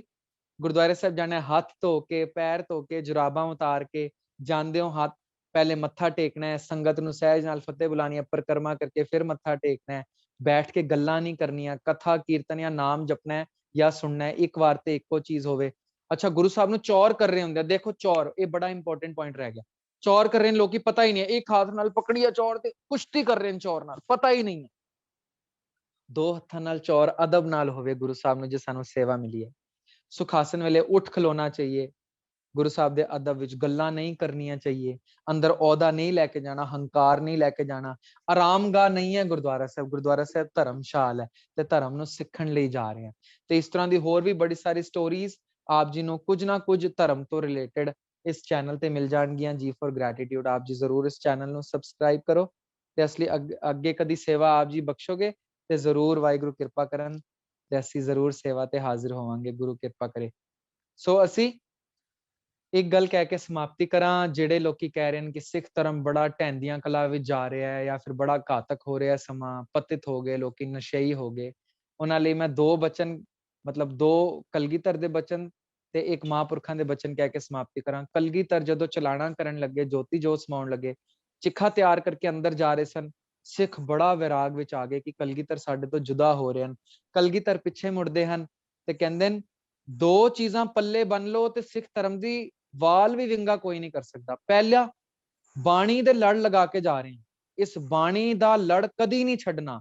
ਦੂਸਰਾ, ਸ਼ਸਤਰਾਂ ਦਾ ਅਭਿਆਸ ਨਿਯੰਤਰਣ ਰੱਖਣਾ, ਕਿਰਪਾਨ ਧਾਰੀ ਸ਼ਸਤਰ ਧਾਰੀ ਰਹਿਣਾ ਹਮੇਸ਼ਾ, ਬਿਨਾਂ ਸ਼ਸਤਰ ਕੇ ਸੰਗ ਨਾ ਦੇਵੋ ਦਿਦਾਰੇ। ਤੇ ਸੰਤ ਅਤਰ ਸਿੰਘ ਜੀ ਹੋਏ ਹਨ, ਉਹਨਾਂ ਨੂੰ ਕਿਸੇ ਨੇ ਪੁੱਛਿਆ ਸੀ ਕਿ ਸਿੱਖ ਧਰਮ ਖਤਮ ਹੋ ਜਾਏਗਾ ਬੜੀ ਜਲਦੀ।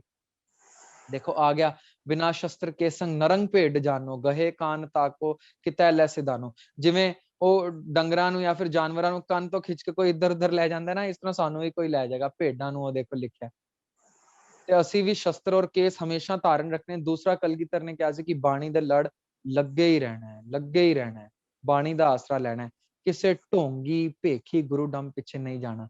ਸੰਤ ਅਤਰ ਸਿੰਘ ਜੀ ਨੂੰ ਕਿਸੇ ਨੇ ਕਿਹਾ ਸਿੱਖ ਧਰਮ ਖਤਮ ਹੋ ਰਿਹਾ, ਤੇ ਕਹਿੰਦੇ ਸੀ 2:30 ਵਜੇ ਉੱਠ ਕੇ ਡੋਲ ਖੜਕਾਣ ਲੱਗ ਜਾਓ, ਸਿੱਖ ਧਰਮ ਨੂੰ ਕੁਛ ਨਹੀਂ ਹੋ ਸਕਦਾ। ਡੋਲ ਖੜਕਾਣੇ ਭਾਵ ਇਸ਼ਨਾਨ ਕਰਕੇ ਅੰਮ੍ਰਿਤ ਵੇਲਾ ਸਾਂਭਣਾ ਸ਼ੁਰੂ ਕਰ ਦੋ। ਸੋ ਅਸੀਂ ਕੋਸ਼ਿਸ਼ ਕਰੀਏ ਅੰਮ੍ਰਿਤ ਵੇਲਾ ਸਾਂਭੀਏ। ਅੱਜ ਇੱਕ ਗੱਲ ਅਸੀਂ ਕੋਸ਼ਿਸ਼ ਕਰਾਂਗੇ, ਘੱਟੋ ਘੱਟ 6 ਮਿੰਟ ਸਿਮਰਨ ਕਰਨ ਦੀ। ਇਸ ਤੋਂ ਇਲਾਵਾ ਬਾਣੀ ਪੜ੍ਹਨੀ, ਜਪਜੀ ਸਾਹਿਬ ਕਰਨਾ, ਨਿਤਨੇਮ ਕਰਨਾ ਜ਼ਰੂਰ ਹੈ, ਪਰ ਇਹ ਬੈਠ ਕੇ ਸਿਮਰਨ ਕਰਨਾ, ਇਹ ਅਸੀਂ ਅਭਿਆਸ ਬਣਾਉਣਾ ਹੈ ਬੈਠਣ ਦਾ। ਇਹ ਬੈਠਣ ਦਾ ਅਭਿਆਸ ਵੱਧ ਤੋਂ ਵੱਧ ਕਰਨਾ ਹੈ, ਪਰ 6 ਮਿੰਟ ਤੋਂ ਸ਼ੁਰੂ ਕਰੀਏ। ਹੁਣ ਤੁਸੀਂ ਕਹੋਗੇ 6 ਮਿੰਟ ਦਾ ਕੀ ਹਿਸਾਬ ਹੈ?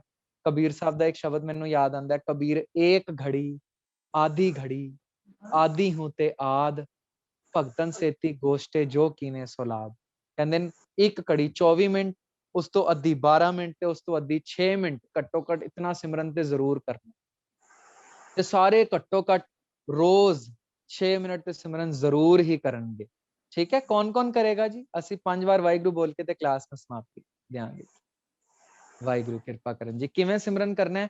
ਜੇ ਮੈਂ 4 ਵਜੇ ਉੱਠਿਆ, ਮੈਂ 4 ਵਜੇ ਇਸ਼ਨਾਨ ਕਰਕੇ ਆਇਆ ਤੇ ਮੈਂ 5 ਵਜੇ ਤੱਕ ਵਿਹਲਾ ਹੋ ਗਿਆ, 5 ਵਜੇ ਮੈਂ ਲੈ ਕੇ 5-6 ਤੱਕ ਸਿਮਰਨ ਕਰਨਾ। ਵੱਧ ਕਰ ਸੁੱਖ ਤੇ ਬਹੁਤ ਵਧੀਆ ਗੱਲ ਹੈ, ਪਰ ਘੱਟੋ ਘੱਟ ਇਤਨਾ ਮਿनिमम 2 रोटी तो खानी पड़ेगी, नहीं तो बीमार पड़ जाएंगे, डॉक्टर कहता है जिन्हें। ਹੁਣ ਕਿਵੇਂ ਕਰਨਾ ਹੈ? ਅਲਾਰਮ ਲਗਾਉਣਾ ਹੈ। 5:06 ਦਾ ਅਲਾਰਮ ਲਗਾ ਕੇ ਮੋਬਾਈਲ ਨੂੰ ਦੂਰ ਰੱਖ ਦੇਣਾ ਤੇ ਹੱਥ ਜੋੜ ਕੇ ਬੈਠ ਜਾਣਾ, ਵਾਹਿਗੁਰੂ ਵਾਹਿਗੁਰੂ ਸਿਮਰਨ ਕਰਦੇ ਰਹਿਣਾ ਉਦੋਂ ਤੱਕ ਜਦੋਂ ਤੱਕ ਅਲਾਰਮ ਨਹੀਂ ਵੱਜਦਾ। ਅੱਜ ਦੀ ਕਲਾਸ ਵਿੱਚ ਅਸੀਂ ਇਹ ਲੈ ਕੇ ਜਾਈਏ, ਬਸ ਇਹ ਬਣ ਲਈਏ ਕਿ ਅੱਜ ਵੀਰ ਜੀ ਨੇ ਕਿਹਾ ਸੀ, ਗੁਰੂ ਸਾਹਿਬ ਨੇ ਕਿਹਾ, ਕਬੀਰ ਸਾਹਿਬ ਨੇ ਕਿ ਸਿਮਰਨ ਕਰਨਾ ਹੀ ਕਰਨਾ ਹੈ। ਕਿਵੇਂ ਕਰਨਾ ਹੈ ਜੀ? ਹੱਥ ਜੋੜ ਲਓ, ਅਲਾਰਮ ਲਗਾ ਦਿੱਤਾ, ਸੋਚੋ ਅਸੀਂ 6 ਮਿੰਟ, ਅੱਖਾਂ ਬੰਦ ਕਰ ਲਈਏ। ਵਾਹਿਗੁਰੂ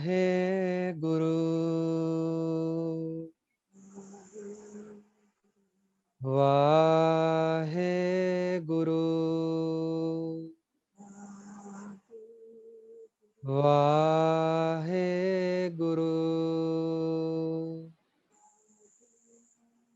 ਵਾਹਿਗੁਰੂ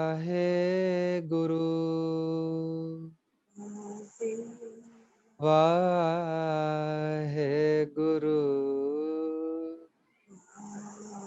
ਇਸ ਤਰ੍ਹਾਂ ਸਿਮਰਨ ਨਾਲ ਜੁੜੇ ਰਹਾਂਗੇ ਤੇ ਵਾਹਿਗੁਰੂ ਦੀ ਯਾਦ ਆ ਜਾਏਗੀ। ਵਾਹਿਗੁਰੂ ਨਾਲ ਜੁੜ ਜਾਾਂਗੇ, ਇਸ ਜਨਮ ਨੂੰ ਸਫਲ ਕਰ ਲਾਂਗੇ। ਭਾਈ ਪ੍ਰਾਪਤ ਮਾਨੁਖ ਦੇ ਹੁਰੀਆ, ਗੋਬਿੰਦ ਮਿਲਣ ਕੀ ਇਹ ਤੇਰੀ ਬਰੀਆ। ਇਤਨੀਆਂ ਬੇਨਤੀਆਂ ਪ੍ਰਵਾਨ ਕਰਨੀਆਂ। ਬੇਅੰਤ ਭੁੱਲਾਂ ਹੋ ਗਈਆਂ ਹੋਣਗੀਆਂ, ਆਪ ਜੀ ਨੇ ਅਣਜਾਣ ਜਾਣ ਕੇ ਖਿਮਾ ਬਖਸ਼ਣੀ। ਗੁਰੂ ਸਾਹਿਬ ਬਖਸ਼ਣ ਯੋਗ ਨੇ। ਸਾਰੇ ਪ੍ਰਬੰਧਕਾਂ ਦਾ ਬਹੁਤ ਤਹਿ ਦਿਲੋਂ ਧੰਨਵਾਦ, ਜਿਨ੍ਹਾਂ ਨੇ ਸੇਵਾ ਬਖਸ਼ੀ।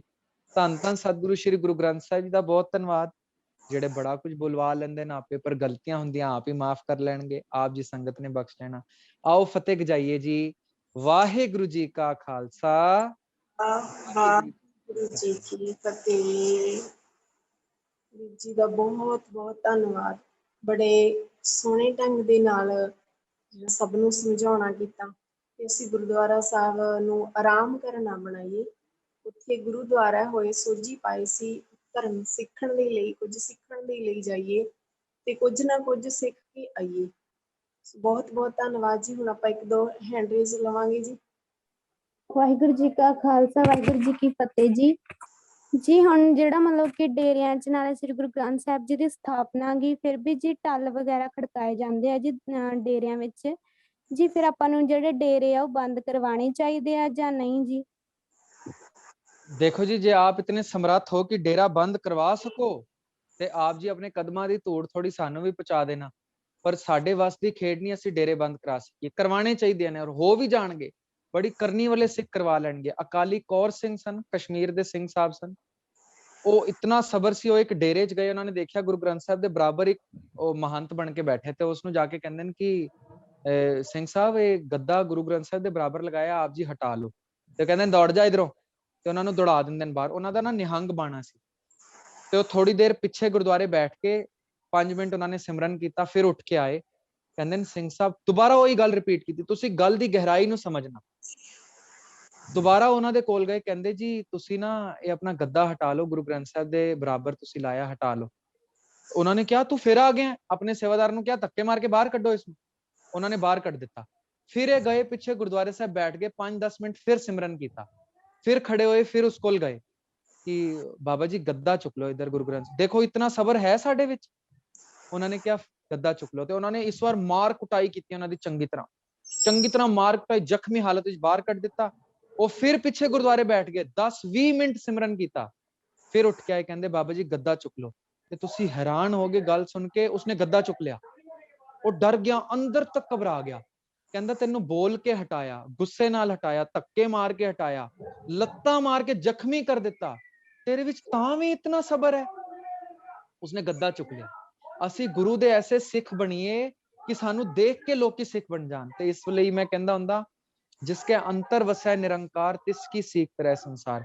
ਗੁਰੂ ਸਾਹਿਬ ਕਹਿੰਦੇ ਨੇ ਜਿਸ ਦੇ ਅੰਦਰ ਪਰਮਾਤਮਾ ਵਸੇਗਾ ਉਸਦੀ ਸਿੱਖਿਆ ਤੇ ਦੁਨੀਆ ਤੁਰੇਗੀ। ਸਾਡੇ ਜਣੇ ਖਣੇ ਦੀ ਸਿੱਖਿਆ, ਪਰ ਅਸੀਂ ਇੰਨਾ ਹੀ ਕੋਸ਼ਿਸ਼ ਕਰੀਏ ਗੁਰੂ ਗ੍ਰੰਥ ਸਾਹਿਬ ਦਾ ਜਿਤਨਾ ਅਦਬ ਹੋ ਸਕੇ ਕਰੀਏ। ਹਾਂਜੀ ਵਾਹਿਗੁਰੂ ਜੀ ਮਤਲਬ ਜਿਹੜੇ ਹੁਣ ਸਿੱਖ ਉਹ ਆ ਜੀ ਸਾਡੇ ਇੱਧਰ ਜਿਹੜੇ ਗੁਆਂਢੀ ਆ ਉਹ ਕਹਿੰਦੇ ਵੀ ਉੱਥੇ ਵੀ ਤਾਂ ਗੁਰੂ ਗ੍ਰੰਥ ਸਾਹਿਬ ਜੀ ਦੀ ਸਥਾਪਨਾ ਵਾ, ਵੀ ਉੱਥੇ ਜੇ ਆਪਾਂ ਗੁਰਦੁਆਰਾ ਸਾਹਿਬ ਮੱਥਾ ਟੇਕਦੇ ਆ ਤੇ ਉੱਥੇ ਕੀ ਹੁੰਦਾ ਵਾ, ਉੱਥੇ ਵੀ ਮੱਥਾ ਟੇਕ ਸਕਦੇ ਆ ਜੀ, ਏਦਾਂ ਕਹਿੰਦੇ ਆ।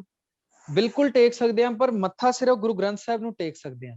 ਤੇ ਪਤਾ ਹੈ ਇੱਕ ਸਿੱਖ ਇਤਨਾ ਸੁਚੇਤ ਹੋਵੇ ਕਿ ਮੱਥਾ ਟੇਕੇ ਤੇ ਨਾਲ ਚਾਰ ਦੇ ਸਿੰਘਾਂ ਨੂੰ ਸਮਝਾ ਵੀ ਦੇਵੇ ਕਿ ਸਿੰਘ ਸਾਹਿਬ ਅਕਾਲ ਤਖਤ ਸਾਹਿਬ ਤੋਂ ਇਹ ਰਹਿਤ ਮਰਿਆਦਾ ਪ੍ਰਮਾਣਿਤ ਹੈ ਤੇ ਸਾਰੇ ਸਿੱਖਾਂ ਨੂੰ ਹੁਕਮ ਹੈ ਇਸ ਦੇ ਅਧੀਨ ਆਉਣ ਦੀ, ਤੇ ਇਸ ਵਿੱਚ ਲਿਖਿਆ ਹੈ ਕਿ ਕੋਈ ਵੀ ਕੁਰਸੀ ਮੰਜਾ ਲਾ ਕੇ ਨਹੀਂ ਬੈਠ ਸਕਦਾ।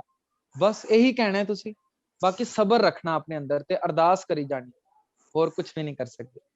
ਆਪਣੇ ਆਪ ਨੂੰ ਸੁਚੇਤ ਕਰਨਾ। ਵਾਹਿਗੁਰੂ ਜੀ ਕਾ ਖਾਲਸਾ ਵਾਹਿਗੁਰੂ ਜੀ ਕੀ ਫਤਿਹ। EPP ਨੰਬਰ 13032 ਜੀ।